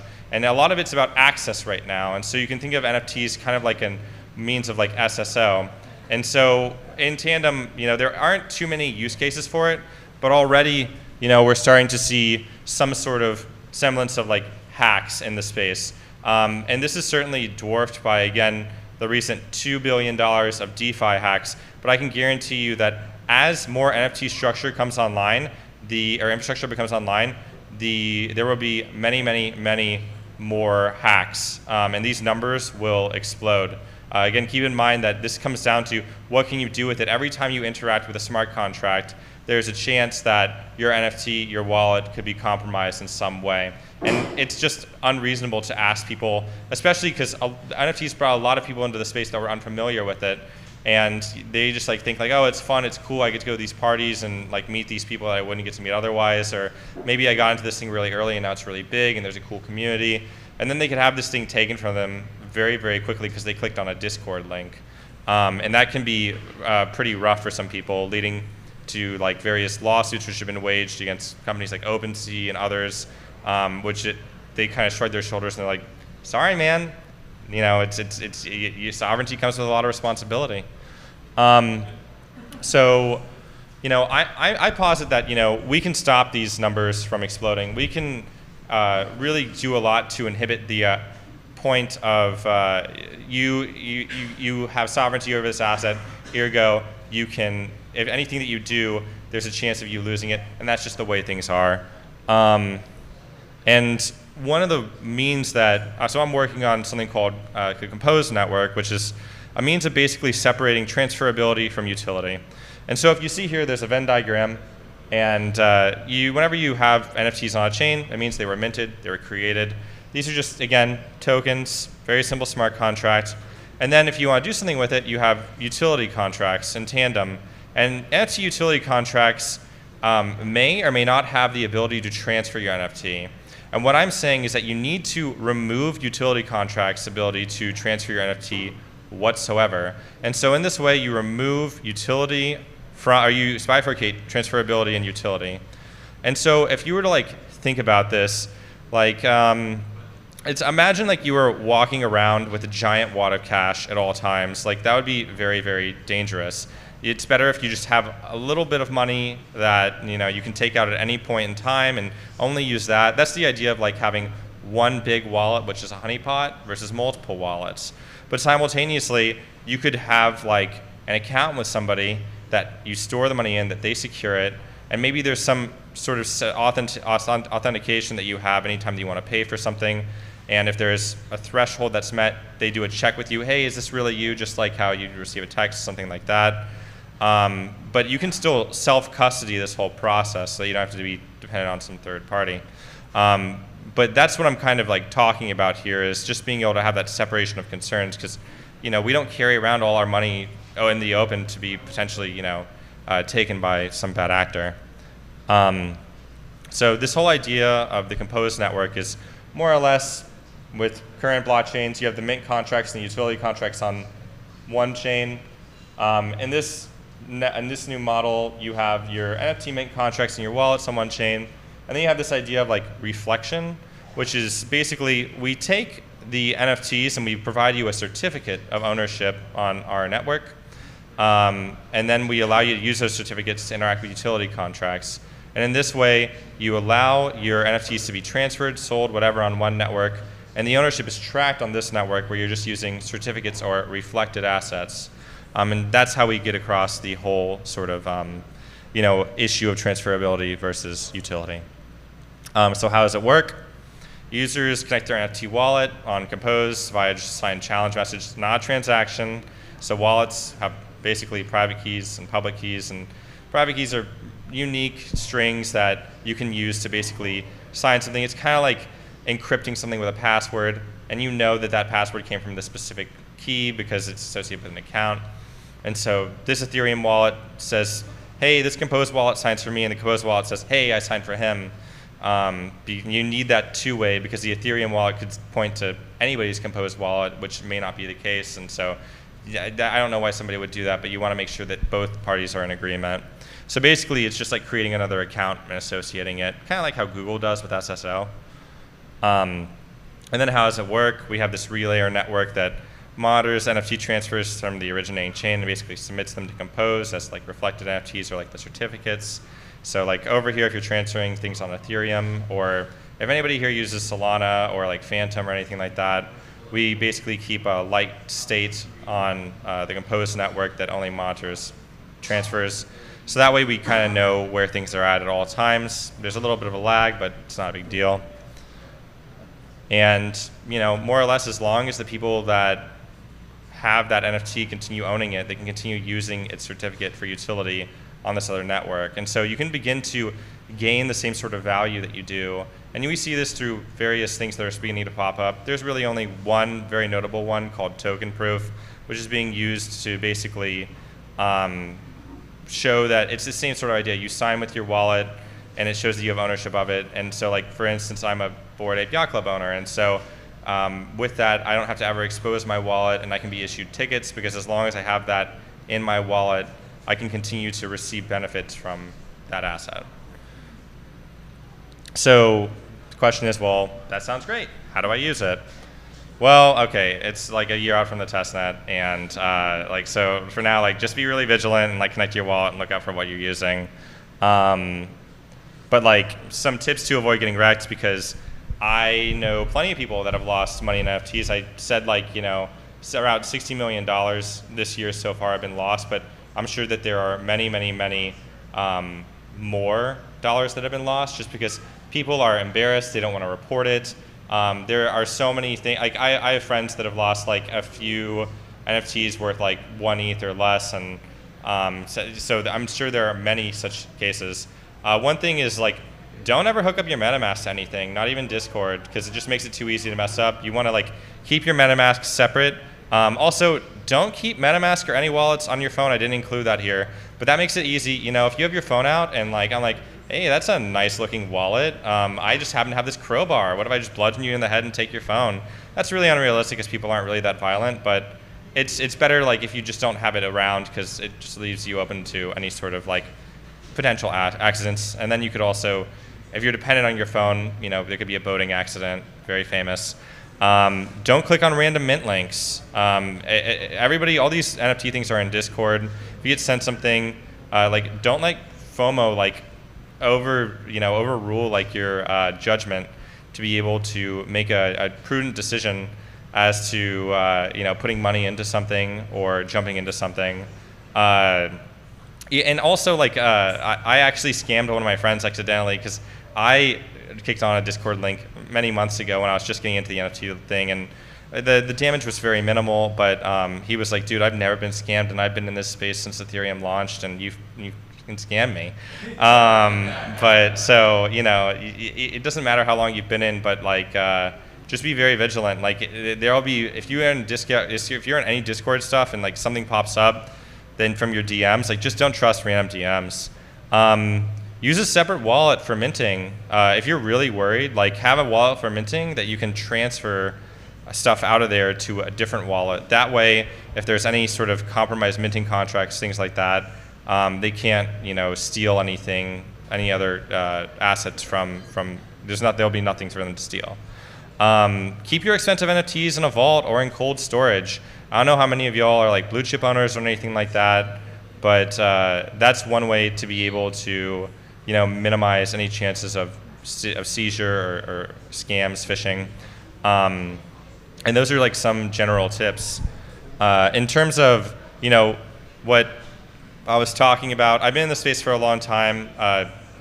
If anybody has any questions about security on tokens, protocols, smart contracts, or just in general about the way in which you can approach these, you know, you can feel free to talk to me, ask questions after this. And also regarding that new thing that I was talking about that's super cool and is going to change and revolutionize the world of NFTs and security.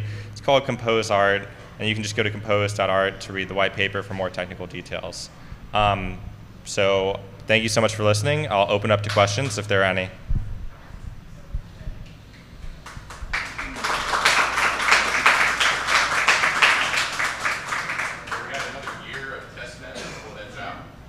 Yes, we are, you know, working.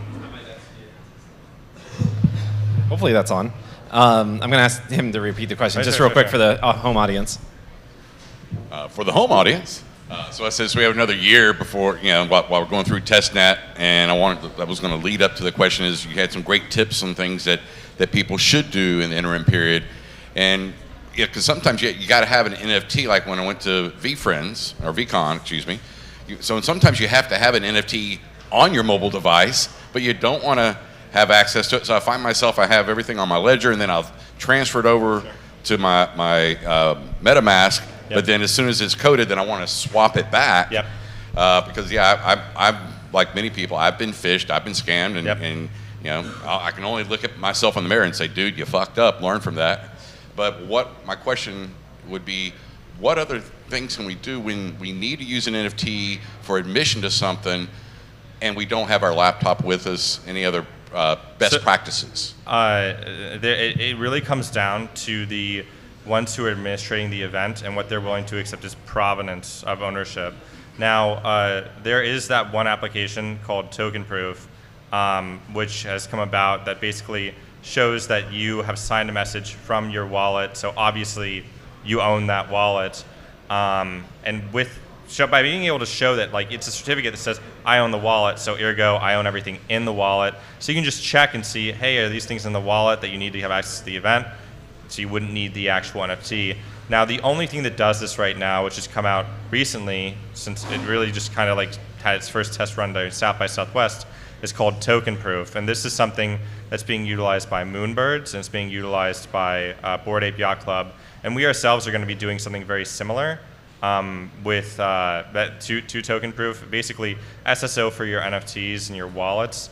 We're going to be connecting it to Unity. We're going to have plugins for Unity, Real Engine for like games and such, because this is something that the number of gaming studios that we've talked with are interested in, because the largest sort of like place to, you know, sell your games, which is known as Steam, a marketplace that's run by Valve.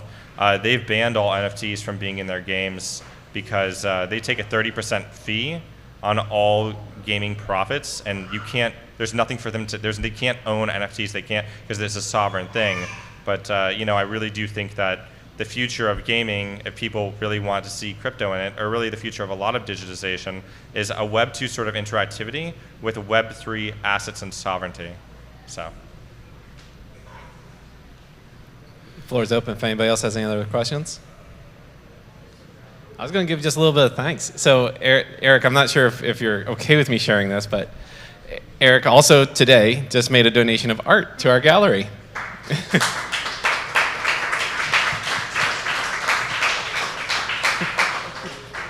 It's a beautiful, beautiful polar bear. It's an NFT that I have. Well, thank you very much for it. I appreciate it, Eric. Of course. All right, thank you all.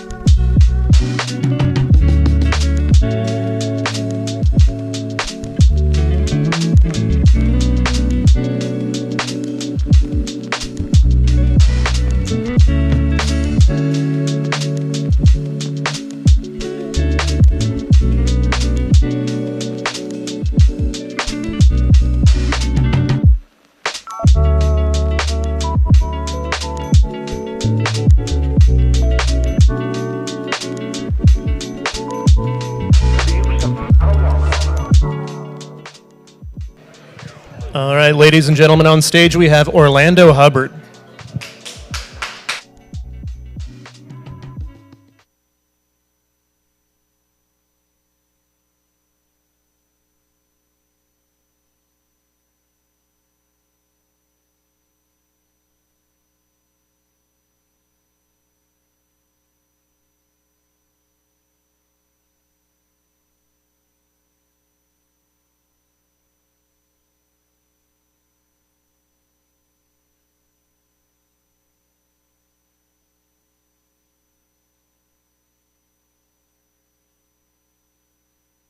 Oh, it wasn't on. Okay.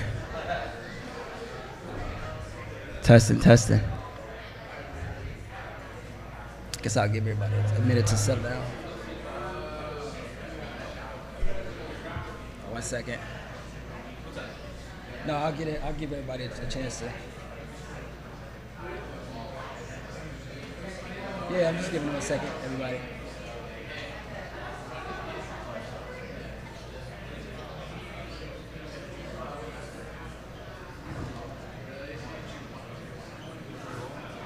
Okay.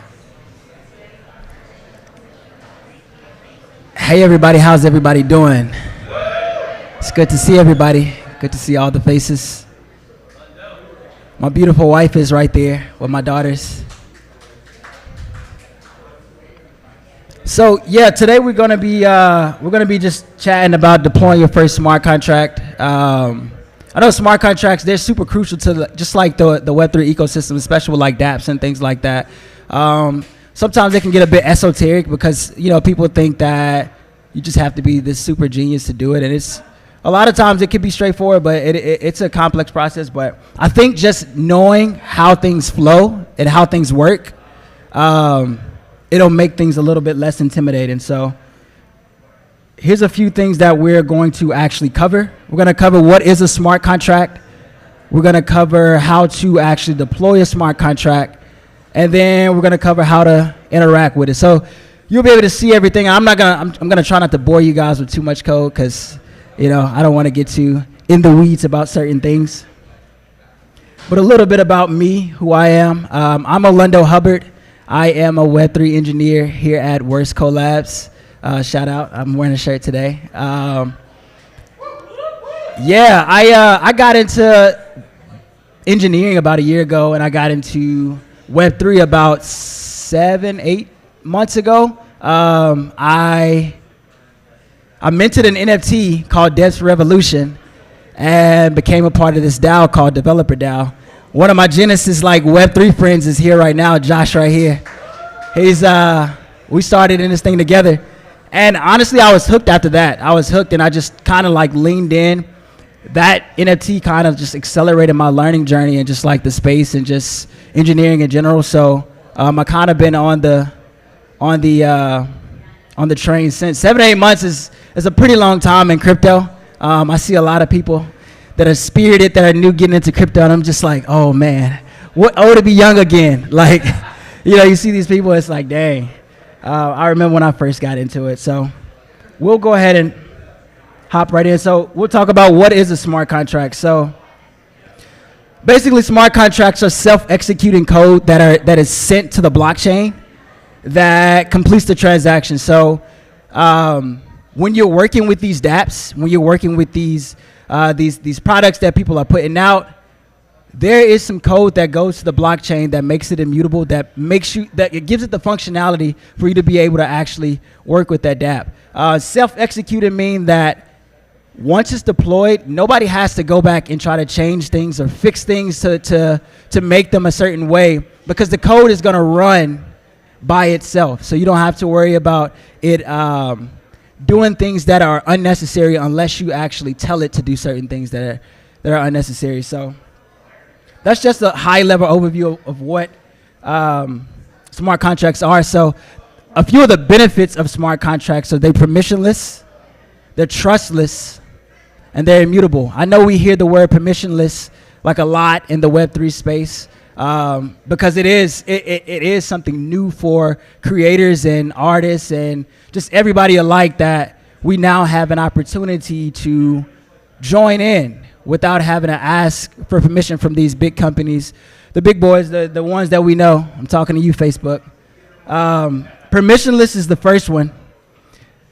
So we don't have to wait for centralized entities to pretty much tell us what we are able to do. So of course, traditionally, you can get on these platforms, and we're not fully away from it yet, but we're still working on it. We're getting there to where we have these platforms where people can build on top of, and they don't have to be worried about somebody being able to say, well, nope, I'm shutting the server down. All your data is gone. All of your, everything that you've built is gone. We've seen it a few times with YouTube, taking down some of Bankless's content and things like that. So this is a huge problem because, when you are building and making these platforms this much money, the amount of money that we're making them, for them to be able to just have that much power to say, nope, I'm shutting it all down. I think we have a chance to change that with what we're doing with the Web3 space and smart contracts and things like that. So the second thing is that they are trustless. So meaning we no longer have to trust the person that we're actually making transaction with, outside of just maybe social things like that. But we don't have to trust people that we're actually making certain purchases and transaction with. Only thing that we have to do is trust the code. There's something that we say as engineers in the blockchain spaces, the code is law. So that means that, hey, these smart contracts that we're writing are actually going to provide the intermediary. So no third party has to come in and say, yeah, this transaction is clean, this transaction isn't. The code that we write and that you send to the blockchain is going to do that for you. So that's why you see a lot of industries that have middlemen. You'll start to see them actually being disrupted by blockchain because you no longer have to have that intermediary person. You have just the code now. And then the third thing is immutable. So this is why it is super important to at least understand, even if you're not a developer, maybe you're a product person, maybe you're just somebody who wants to put out an NFT project, and you need to verify and make sure that the code that they're deploying is is accurate. This piece right here, it being immutable, it's super huge because once the code is actually deployed to the blockchain, there's no change in it. Now, essentially, that is supposed to be the rule. There are some ways around that, but as a general whole, there's no change in it once it goes to the blockchain. So making sure that things are secure, that's why you have these audits that are thousands of dollars and they take a long time because they really have to thoroughly check and make sure that these smart contracts are well written. If not, you can cost people millions, and we've seen it cost people millions and thousands and millions of dollars. So that's kind of just a high level overview of what smart contracts are and a little bit about how they work. There's of course some deeper diving that you can go into it, but again, from a general high level overview, that's pretty much what they are. So we're gonna actually jump right into some code. Now, I am gonna do this out of an IDE. I'm sorry, out of the browser. This is called Remix. It's an in-browser IDE, meaning that I don't have to pull up a text editor, a code editor, or anything like that. I can just go straight from here. And I think this is, if you're interested in actually learning smart contract development and how they're actually deployed, I would recommend starting here first because you don't have to worry about setup and all these type of things. I'm not sure who in the crowd is technical or anything like that, but if this was something that you wanted to do, I would start right here. Just want to make sure everybody can see. Okay, it looks pretty legible. So I put together this contract. I was gonna do it like from scratch, but I was like, you know what? I don't want to confuse people. I don't want people who may be non-technical in the crowd to get lost. So I have something pre-made, pre-ready right here. It's a simple contract, just a fee collected contract, almost like an escrow a little bit, where we'll be able to actually receive money. We'll be able to withdraw the funds, maybe send it to other addresses and things that we may want it to go. So let's actually jump right into it. So I have this contract here. It's a fee collector. And then I have this address. This address is a keyword, meaning that, hey, I want you to recognize that what's going to be stored in this is someone's address. So this keyword address right here, and then you have the keyword public, meaning it's public. So if anybody, once the contract is deployed, if anybody wants to go and take a look at that function or that variable, they can. If they want to call it, they can. The next variable that we have here is the UN256. So it's an unsigned integer, meaning I'm telling my code that this is going to actually be a number. So what's going to be stored in this is a number, and then I want to make it public, and this is going to be the balance. So whatever is sent to this contract, because this contract is going to collect fees and things like that. Whatever is sent to this contract, we want to be able to see how much money or how much ETH or whatever we're sending into this contract is sent into there. This next line is a constructor, what's called a constructor function. And functions are pretty much just, if we think about how we interact with our phones and things like that, they're all based off of functions. It's all functionality. It's all something behind the scenes that's telling, hey, when this person presses this button, make sure that this thing happens. So this is the same type of thing. I'm saying this constructor function is a type of function that gets run as soon as the smart contract is deployed. Every other function can be what's called called, what we say called, meaning you can actually go, you have to press it, or you have to fire it first for it to actually for it to be useful. But in this constructor function, it actually fires initially. It doesn't need anybody to say, hey, once this button is pressed, then actually start working. So inside of this constructor function, we have the owner variable. And what we're going to store in it is what's called a method called message.sender. So a message.sender is basically saying that in this owner variable, I want to store whatever address that this contract is deployed with. So every time you deploy a contract, an address is you're using an address to deploy it. So this is the contract, this is the address that is going to be stored in this owner variable when I actually deploy the contract. This is recognizing that, hey, this hash right here is the owner of this contract. That's the person who actually deployed the contract. So the second function is the receive function, because if we just had this constructor function and we deployed the contract, it pretty much wouldn't do anything. Only thing that we'd be able to do is actually see that who is the owner of this contract, and that's not super useful. So to make this actually work and to make it worthwhile, we create this receive function. And it's basically going to be a payable function. A payable function. The key word here, payable, means that basically this contract can actually receive money. It can actually receive funds. And they want to make it external, so you can be able to see it. And then inside of that function, we're going to place the balance. It's going to be plus or equal to message.value. So we want to be able to show what the amount is when somebody sends money to the contract. The next function that we're going to have is the withdraw function. Now, this function is super important because without this function, just having this receive function would kind of be useless. Because if you couldn't actually withdraw money out, then you kind of just have money locked into smart contracts. And we've seen situations where millions of dollars get locked into smart contracts because poorly written code. So having this in here is super important.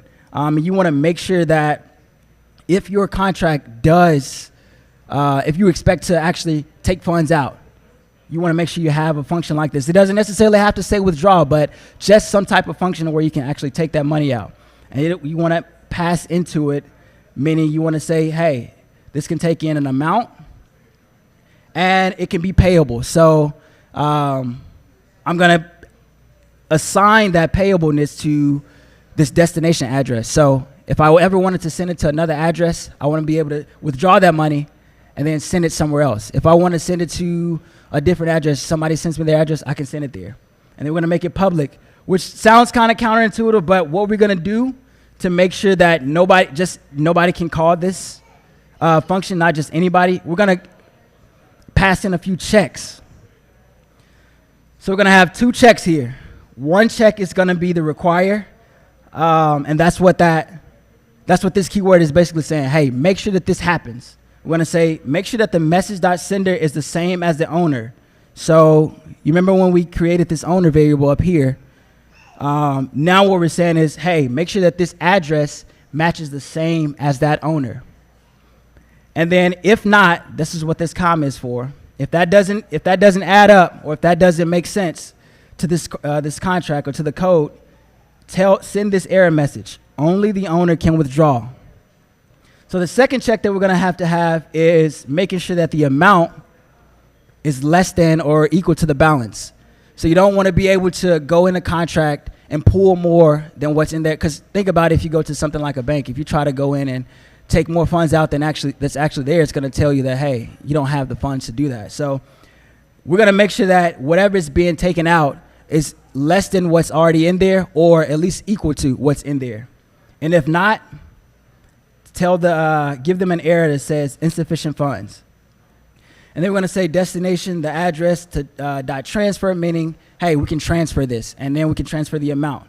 And then we want to make sure that we balance minus or equal to amount, meaning we can take, once the balance is taken away from, make sure you subtract from whatever that amount was. So that's kind of just a walkthrough of what all I have here. It's a super simple contract. I don't want to get into anything too complex, but that's just like super high level, a super high level view of what a contract would look like. Now we're going to actually deploy the contract. So I have my environment here connected to my MetaMask, making sure that now I'm on the Rinkeby test network. It's probably not the best thing because Rinkeby is going to be deprecated soon, meaning because of the merge, it's going to be taken away. But there are other test networks that you can use: Robston, Kovan, Gorley, whichever one you want to use. I just use Rinkeby because. So we're going to go ahead and actually deploy this contract. What I love about Remix is that they actually make it super easy for you to actually deploy a contract, even like if you wanted to go take it to mainnet. So what this IDE, this in-browser IDE does, it makes it easier for even just a normal person. You could just copy a contract and deploy it to the blockchain with relative ease. So I'm going to hit deploy here, and it's going to ask me about a little bit of gas, and I'm going to confirm the transaction. Now what you'll see down here is it's going to say, hey, do you want to actually view this contract? Because right now it's pending. The contract is pending. So we see right here in our MetaMask that, hey, there's a transaction going. It's working. So it looks like the contract was deployed and the transaction was completed. They're going to ask me, do I want to view it on Etherscan? Now we get to see and take a look at it on the blockchain. So now we see here on this, Etherscan.io, Rinkeby Etherscan.io, whatever you decide to use, maybe Polygon Scan, whatever you pretty much everybody has like their own little block explorers where you can see their ledgers. So we have the transaction hash. Don't let all these numbers confuse you. What we're mainly focused on is this contract address, because this lets us know that we actually have a successful deployed contract. Now we can actually go to this contract. And this is why I say that, yeah, you can do certain things to actually alter a smart contract, but every single time you deploy, you're going to get a new one of these contract addresses. And that's going to be the telltale sign that something changed. Hey, we may have changed something here because the contract addresses are different. So right now we see that we have this balance function here, and if we even go back to our our remix editor, we have the same thing here. The balance right now is 0 because there's nothing in the contract right now. But what I'm going to actually do is I'm going to I'll switch networks. I have about 0.2 of Rinkeby test ETH in here.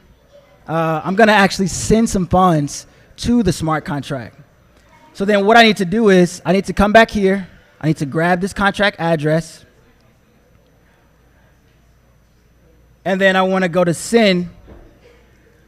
And then I place the contract address in there because I'm about to send some funds to the contract, because basically this contract is a fee collector. Let's just say somebody is making a transaction and we're some type of escrow holding for somebody. So they send the fees to here.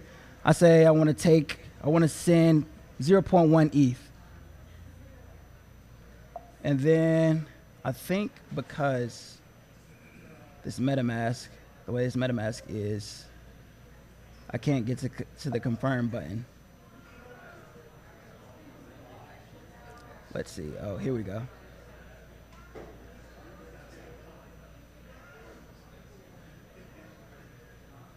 $0.1.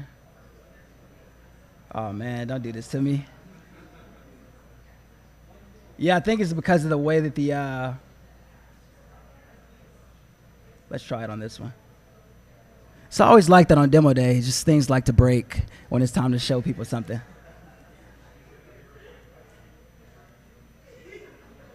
Yeah, I don't know why. Let's see.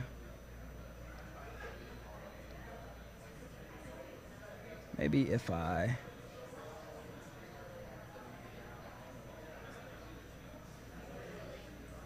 Let's see, send 0.1. Yeah, it's not allowing me to scroll. That's why it's not. Let me see. No. Dang, that's so annoying. I think it's the size. Let me see. If I go to system preferences. Is there a way to change like the display, the way the display is? Let me see. Maybe go to 1080. That's going to be a little bit smaller. But just for this purpose, yeah, there we go. Oh, you can't see it? There we go. Okay. Awesome. Okay. So yeah, I think because the display was so close, it was blocking out this next button, and it doesn't allow me to scroll. MetaMask has to get better with their UX. It's horrible right now, but that's just another story for another day. So I'm going to send 0.1 ETH to this contract. I'm going to hit next. It's going to ask me for some gas. I'm going to hit confirm. And then the transaction is going to start. And then we'll give it a minute while it's pending.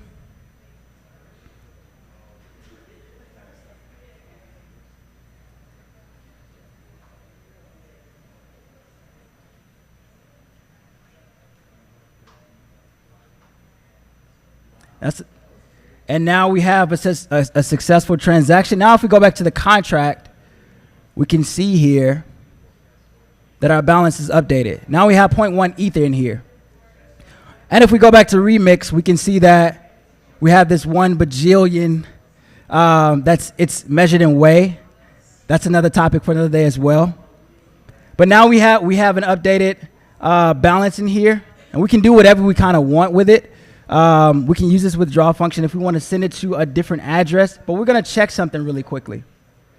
Let's say that I did want to send just what's in here. Going to grab the amount. Let's say that I wanted to send it to this account.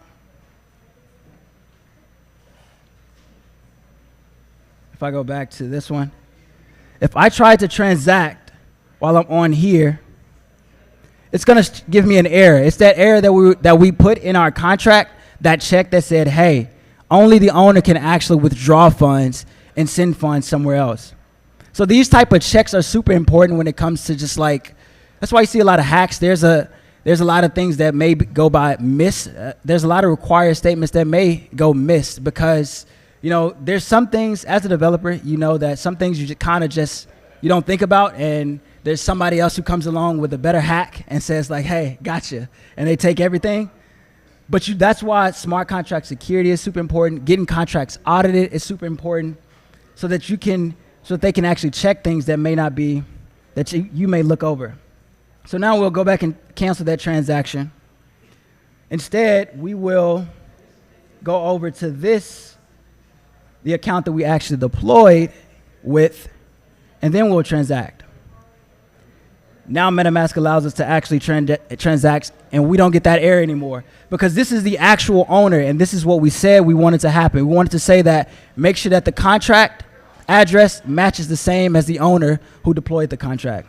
Now we can confirm this. And again, we can go on Etherscan and see the transaction. If we come back here, we can check the balance again. We see now that the balance is 0. And if we go to that account that we sent it to, now they have 0.1 ETH. Super simple. Like I said, just a super high level overview of smart contracts and how they actually interact and operate together. These small things right here are super important because they're pretty much how we're operating and how we're creating things, the things that we're creating right now. If you do want to actually dive a little bit deeper into smart contracts and learning a little bit more, here's a few resources that I do recommend. Use web3.xyz. They're super good. They have like a variety of things. They're not just like a smart contract development website. They have like podcasts, articles, all different types of things that that can teach you about Web3. Learnweb3.io. That's a super good one as well.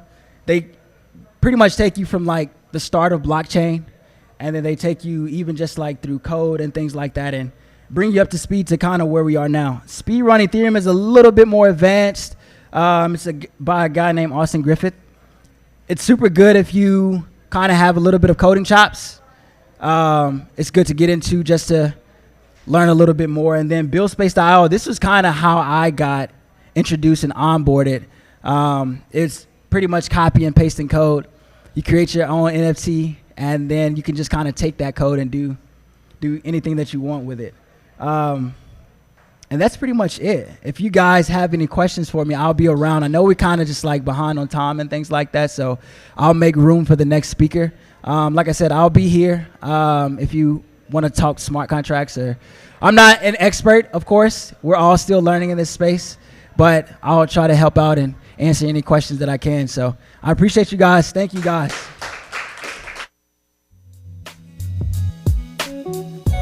The next speaker will be on shortly.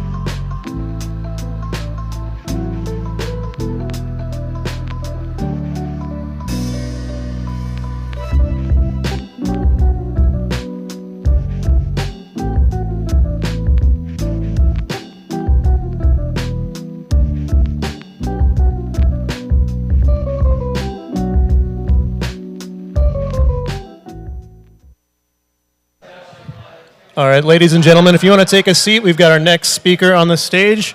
Please welcome Chris Baumley.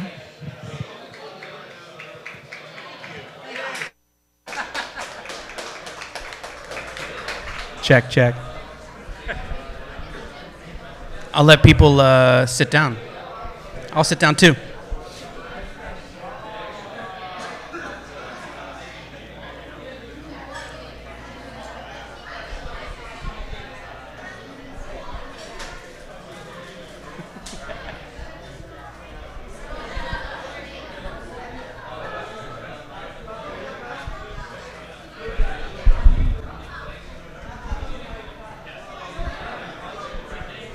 Thank you very much.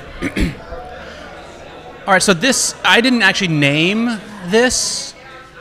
Zero to NFT feels right. First off, I'm not a NFT expert by any stretch of the imagination. So if you're here for the expert NFT, there's probably one happening somewhere down the road, but not here. But if you want to hear a story about discovering NFTs, learning how to create them, kind of getting thrown to the wolves, working with one of the biggest Hollywood icons in the business, and learning and figuring out, doing some really cool stuff along the way. That's what this one's about. I have notes, so apologies first and foremost, but I want to make sure I don't forget anything. I will be quick and not, it won't take forever. So I would love for this to be more conversational. Because this is a learning session, I want to make sure that if you guys have questions, please feel free to ask in the middle. Like I said, I have notes. You can interrupt. I can pick it right back up. So can anyone hear me that wants to hear me? Is it good? Okay. So yeah, I have notes. We'll go through that. And yeah, let's get started. Oh, yeah. Oh, here we go. That's me. So yeah, that is me. My name is Chris Baumley. I'm currently living in Austin. I've been here for about 16 years by way of San Francisco Bay Area. Any San Francisco? Love it. Thank you. Good. I'm a husband. I'm a dad. I'm a designer. I'm a creative director. I'm a podcast host. Dad's Drinking Beer, if anyone wants to check that out. Occasional golfer, but most of all, I'm an artist. And that's kind of the thing that gravitated me towards this whole crazy thing that we're doing right now. So I was always that kid that was putting together and taking apart and putting together, stereos and skateboards and painting on skateboards and making stuff. I was making logos for my crew of friends doing skateboard stuff before I even knew that they were logos. That was kind of my big deal. Always doodling. That was kind of my whole thing. And when I figured out, oh yeah, next slide. When I figured out, I don't know, how do you want to do that? Just say next, you'll see? Okay.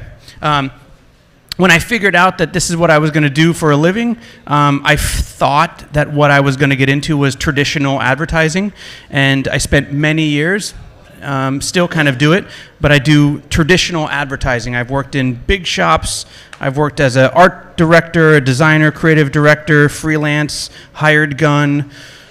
I don't want to say I've done everything, but I've done a ton. I'm old, so yeah.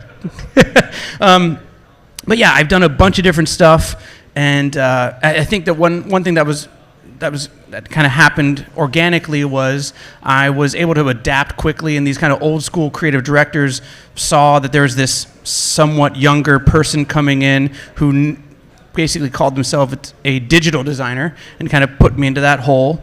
And which is fine by me, because you got to eat, and I got a kid, and you got to keep them fed, and that's a whole thing. So the fact that I was able to adapt, that was a big deal, and that kind of applies to this whole NFT creation thing too. So I feel like where we are, or where I was with digital creative in a traditional advertising sense, applies to where we are now, because I feel like there's a big shift happening with this new media. There's a whole new form and how we're touching and how we're getting eyeballs. That's where we are, and where we were. I'm not saying it's gone. I don't think print is dead. I don't think that the traditional media is gone. I don't think media spend is going to stop. Eyeballs are still going to be driving around, hopefully, looking at billboards, looking at printed media. But I think that there's a huge opportunity for us. We're at the, I hate this word, but we're at the precipice of this whole new thing. So that's kind of how I got into this whole deal. Next slide. Yeah, I've spent, like I said, a lot of time in traditional advertising. I currently work for a company called Chive Media Group. Anyone know what the Chive is? Really? Okay. Yeah, we're still got it. Yeah, we're still around. So that's good. Yeah, I work with Chive Media Group. I've been there for about 8 years now. One thing that the Chive has been able to do is we were kind of a Web 1. I hate the whole Web 2, 3 thing, but yeah, we were a Web 1 product doing a photo blog, traditional style, and we've since really ramped up, and we now have kind of become like an incubator for some of these new brands and products that are available. If you live in Austin, you most likely have seen Atmosphere TV or Chive TV, something along those lines. That's a big thing that we kind of helped create. I was kind of creative lead, creative director, designed the logo on that whole project. William Murray Golf, if anyone here casually golfs and enjoys drinking beer, you probably know what William Murray Golf is. It's Bill Murray's golf apparel line, so that's kind of cool. And kind of the latest thing I've been working on is this Project Venkman thing, where it's this is the whole new arm for us. This is a whole new crypto NFT space that we're kind of starting to get into.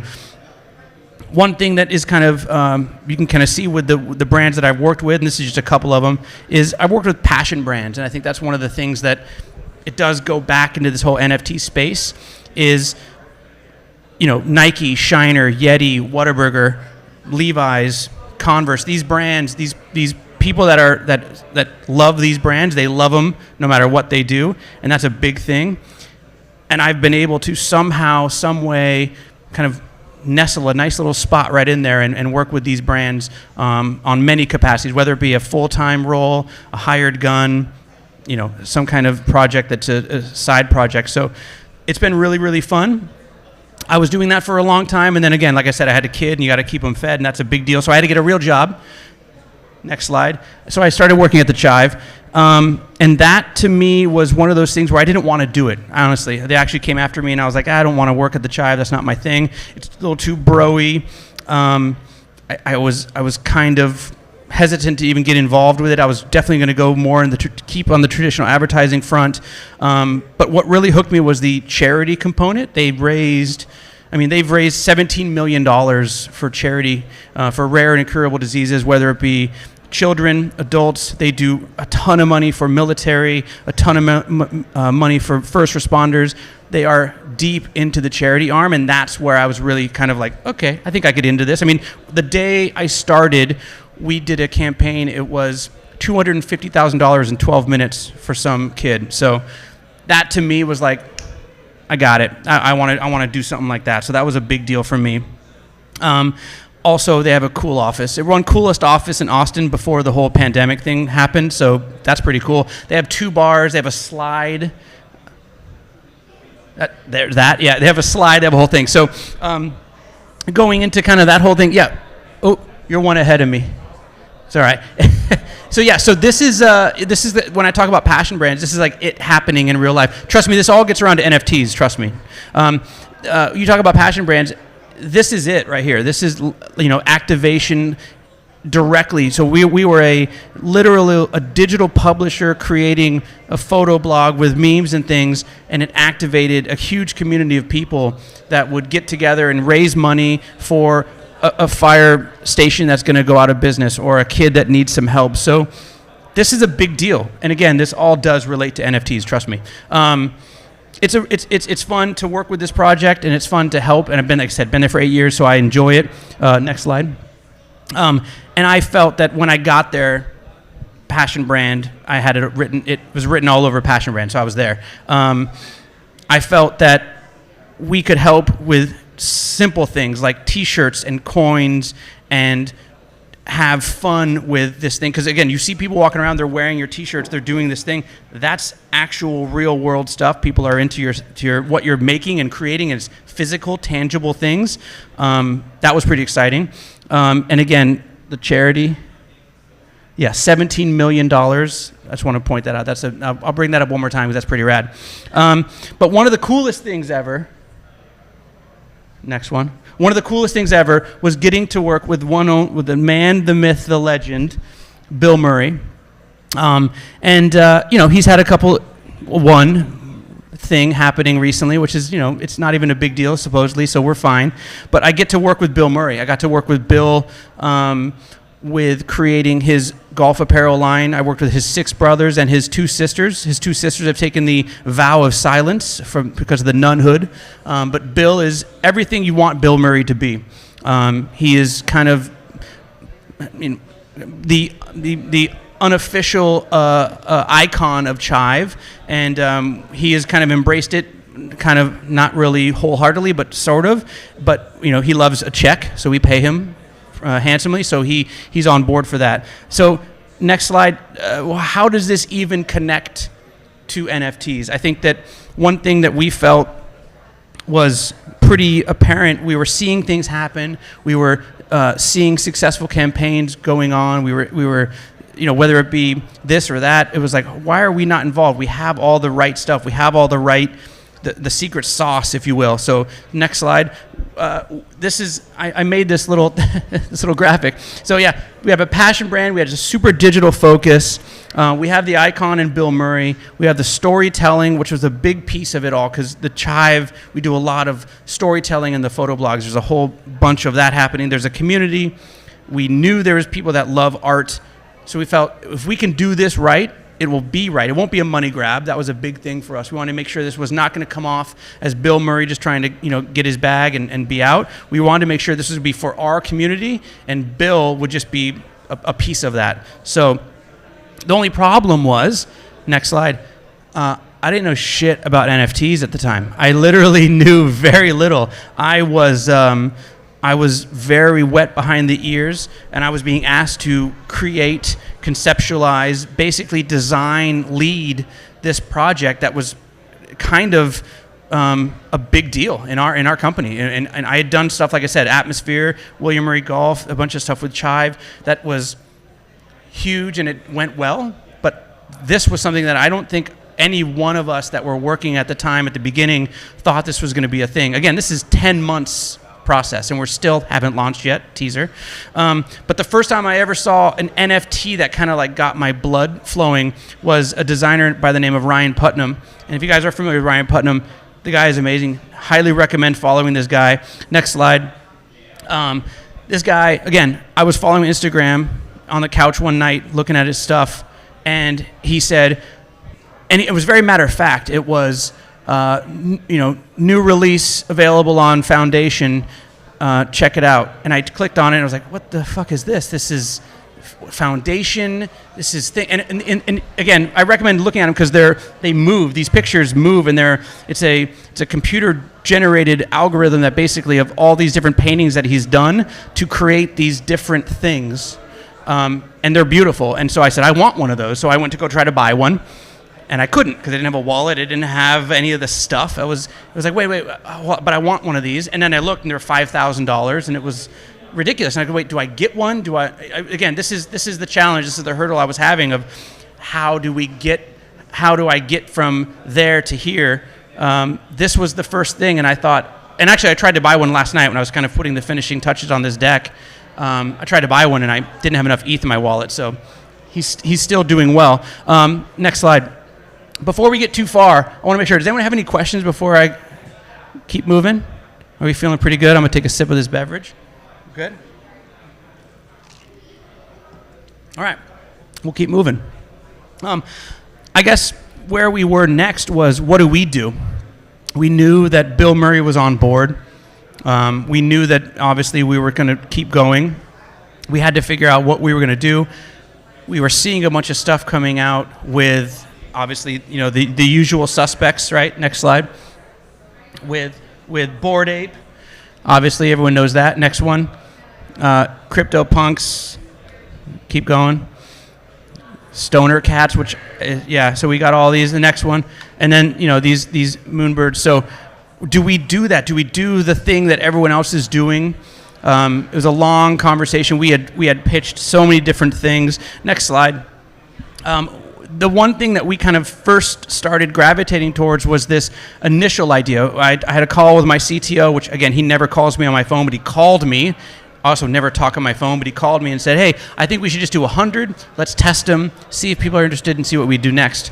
And it was literally, let's just take this Bill Murray 3D that we've done. We've sold, I think, $75 million in T-shirts with this thing on it. Let's just do different glasses, different backgrounds, different stuff, and see what happens. Again, that seemed like a real money grab, but we were like, let's just test it.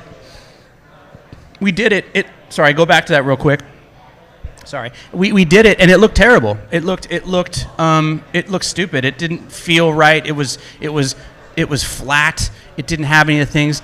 Side note, we also didn't have the digital rights to use that source image, so we had to put a kibosh on that real quick.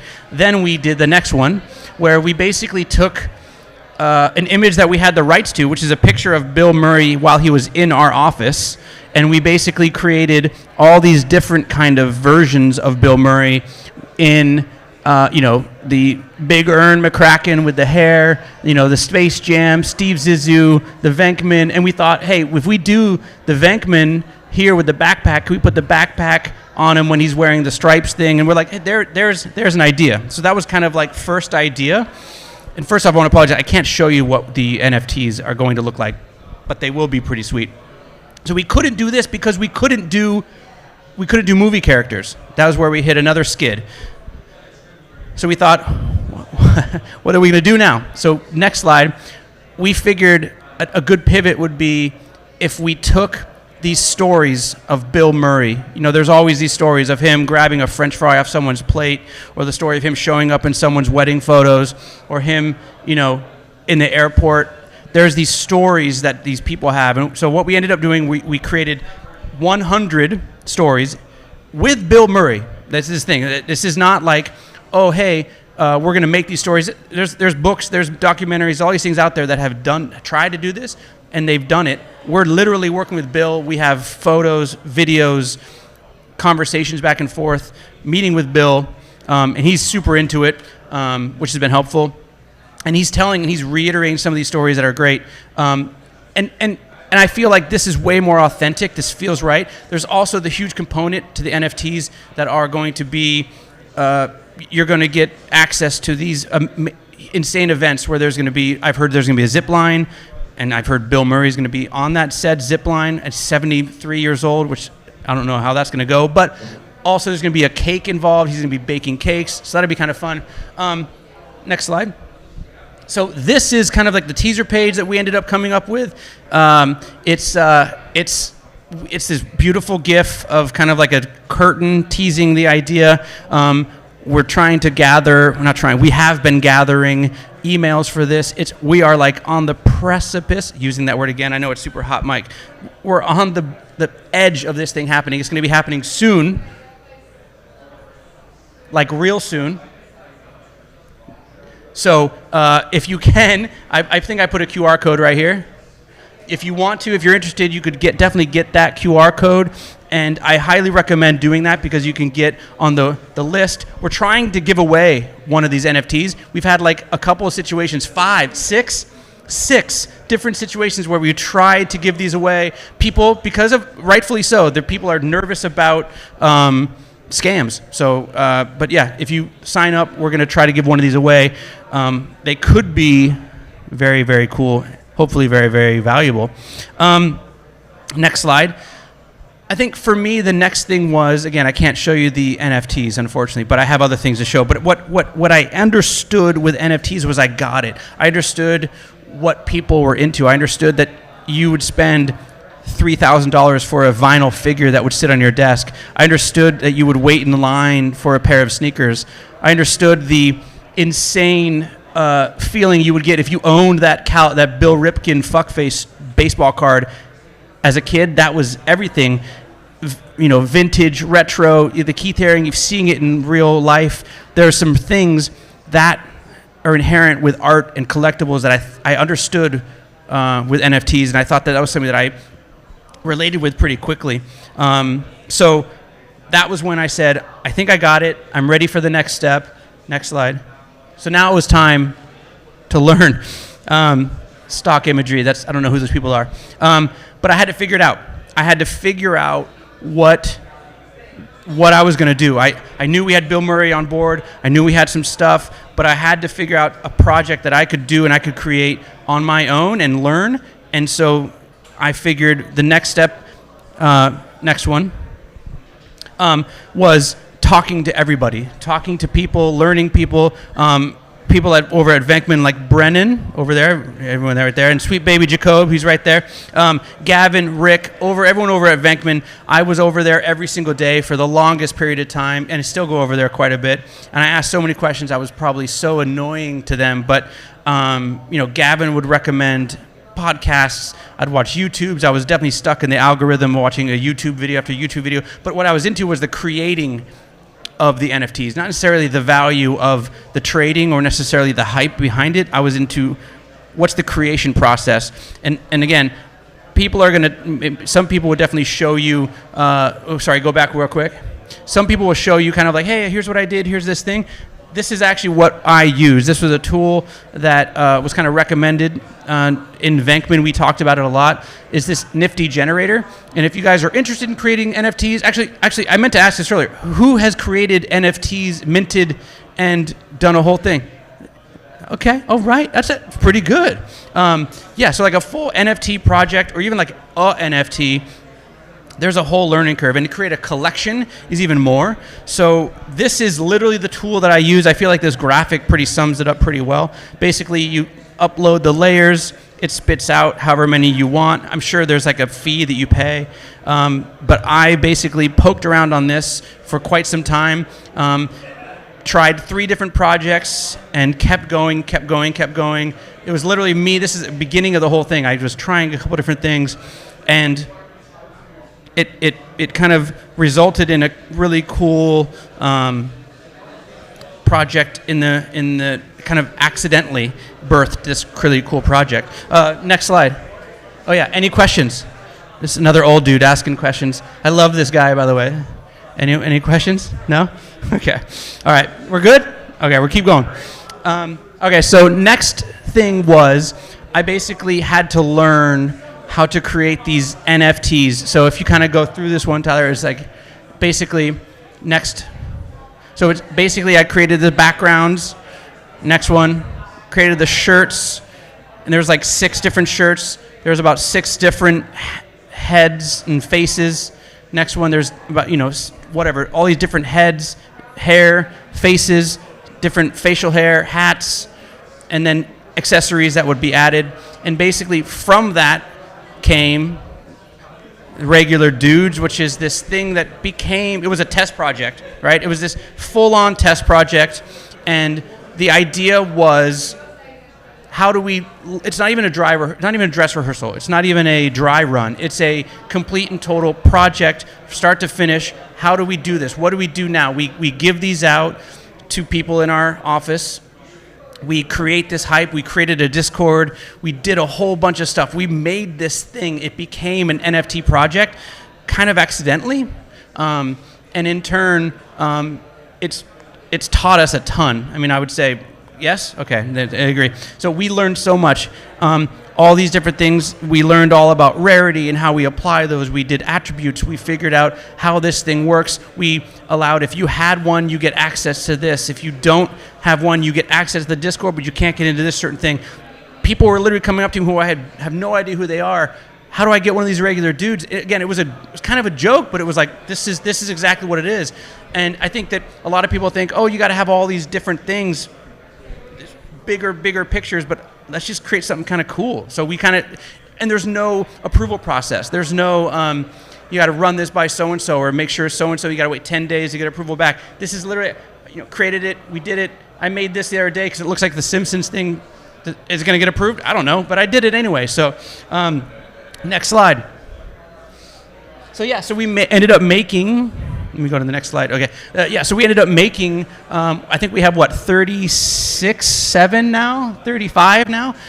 Where our plan is to do 69 because we're dudes and we're, because. But yeah, we're going to do a whole bunch. And the whole thing was, in the process of learning this, it was, we're going to learn how to create these things. We're going to, certain people are going to learn their roles and actually apply it to this project. Other people are going to learn, we had a Discord manager. What is that person going to learn and how are they going to apply it to this? We learned so much. On top of it, I learned kind of like unlockable content. That's a whole big deal. And unlockable content basically means if you get one of these dudes, you ended up getting one that looks, I would end up giving you one who looks like you. So you basically, the whole idea was you get one, you either purchase or are gifted one, dropped one, and then you get one that's looked like you because you have one, that unlockable content, and then hopefully, maybe one day, they're worth a ton of money. You sell the one that was given and you keep the one that was yours. Cool thing is, I think we're going to try to drop one of these in Bill Murray's wallet too. So this might be worth more than anyone knows. So yeah, this could be really cool. Next slide. So yeah, so now we have Regular Dudes Official. It's kind of gone a little crazy. I enjoy it. It's fun still. I think one thing that it taught us is that we can fail with this Regular Dudes thing. We failed probably 3 or 4 times just trying to figure out different things. We can't fail with the Bill Murray thing. We got to have everything figured out, buttoned up, ready to go. Because if we did fail with the Bill Murray thing, we're screwed. There's no backup. This was backup. We could do this. We were doing giveaways. People were going crazy. And I say crazy. People were like literally being excited about this, like the fact that we were doing giveaways for a literal Coors banquet beer, physical beer. If you were a part of this giveaway, you win a Coors banquet beer. So this is pretty cool. What else? A couple more slides. Yeah. So created a website, Regular Dudes Official. It's actually regulardudes.website. So it's an amazing website. It literally is this. But the Discord's active. We're all talking. We're having fun. I think one thing I want to do, and I've been told we can do this, is I want to be able to give away a regular dude. So I sent Jacob one of these NFTs. At the end of this slide, or the end of this deck, I have my information. First person to kind of like text me through that, I'm going to give, and who has a wallet, I'm going to give a regular dude to. And so, again, a regular dude, yeah. So we're doing it. So again, like I said, it's going in one of these Bill Murray wallets. This could be bigger than anything. I'm excited about it. And then a couple things, like some key takeaways. Next slide. So key takeaways. Next one. So this is something I heard a long time ago, and I believe in this firmly, is you never learn anything by listening to yourself talk. I'm a big believer in, especially when you're kind of learning something new in a space that is maybe not familiar. For me, I realized the less I spoke in some of these meetings that we had, the more I learned, and that's really what comes down to. So I'm a big believer in that. Next one. This is something I really did. I really did. And I remember consciously saying to myself, I'm going to learn one thing every day about this whole landscape that I'm in. Because if it was literally, I would one day I would try to get my wallet connected to my Coinbase, and there would be a blocker, and then I would try to upload something to the banner, it couldn't work. I would try to mint something, it wouldn't work. I was trying, and every single day I would learn one thing, and I feel like I'm preaching this, but it helps because there's so much time has gone by between the beginning and now. And again, like I said at the beginning, I'm not an expert, but I've done a couple things, more than some. But that was a big thing. Learn something. Learn one thing every time. Next one. Share what you learn. This is a big thing. This is why I'm here today. Is like, I wish I had someone like me 10 months ago. I wish I had someone like, hey, here's the thing. It's not that hard. Try this, do that. Because truthfully, if someone would just open up, because definitely a lot of people were there for me and helped me, and I had questions. But again, it's confusing. It's confusing. And this world that we're embarking on, and all the people here that are choosing to get into this, it's confusing. For the regular person coming in, it's definitely crazy. So next one. That let people help you. That's a big one. That was one Brennan and SBJ helped me with a big time. I was very much, and again, traditional advertising world, you keep everything close to the vest. And this is something that, with this new space that we're in, get people to help you. You want people, because I could get it to a certain point, and then I needed people to help me get past that. And if it's going to be anything, and this is the Bill Murray thing, this is also the regular dudes thing. If I just held on to it would have just capped at whatever it was. Because we let people help, and these guys have now helped so much, it could potentially be bigger. And you guys being here could also be pretty cool. Next one. This is I believe in this in like my life, actually. Give yourself a deadline. This is a big deal because in general, if I do not have a deadline, even my wife, if she says, hey, can you take the garbage out? If she does not say take it out now, I literally will be like, I'll get to it when I get to it. Give yourself a deadline, especially in this space. Everything moves so quick. If you are not giving yourself a deadline, you will miss it. Give yourself the deadline. Next one. Things I wish I knew. Next one. It's not that hard. You just got to try. You just got to create something. I'm assuming that people are here because we're all in the learning session. You're creators, whether you're photographers, whether you're musicians, whether you're artists, painters, potters, that you take pictures of your pottery, whatever you're doing, do it. because this is literally the new web.